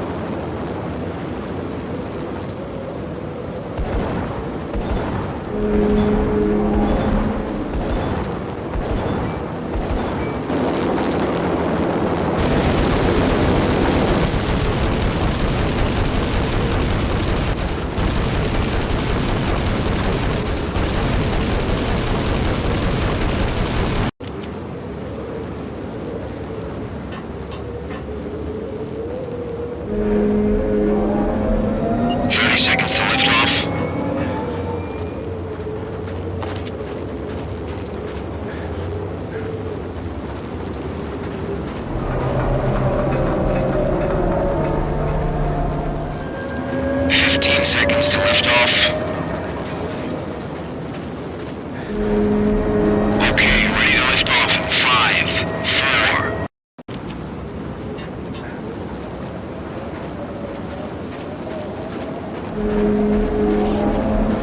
30 seconds to lift off.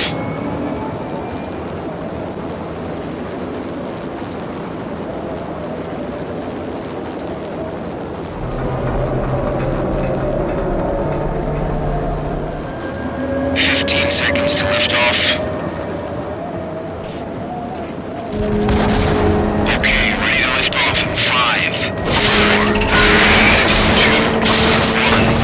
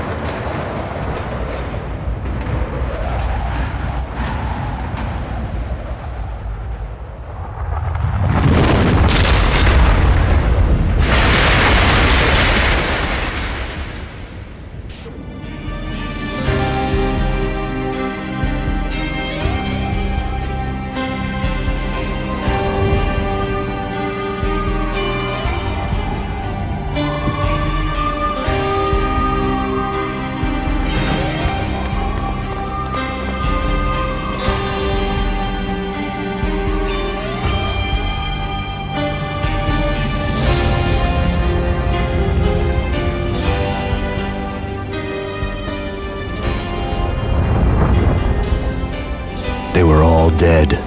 The final gunshot was an exclamation mark to everything that had led to this point.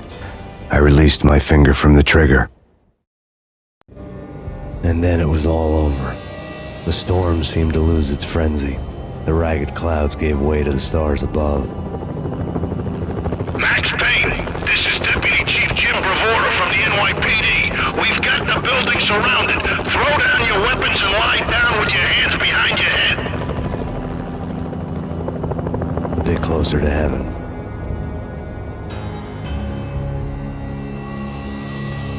The cops' voices were distant and muted. Freeze! NYPD! Hold it right there! My ghosts released me from their haunting. Down below, New York City glittered like diamonds on black velvet. You gave us one hell of a ride. Take him down to Central Booking. You heard the man. Woden was there in the crowd, standing by the sidelines. It wouldn't be over till the man with the patch would say so. He'd say the right words. I knew he would. He'd better. Woden grinned smugly. It was the grin of a winner. That made two of us.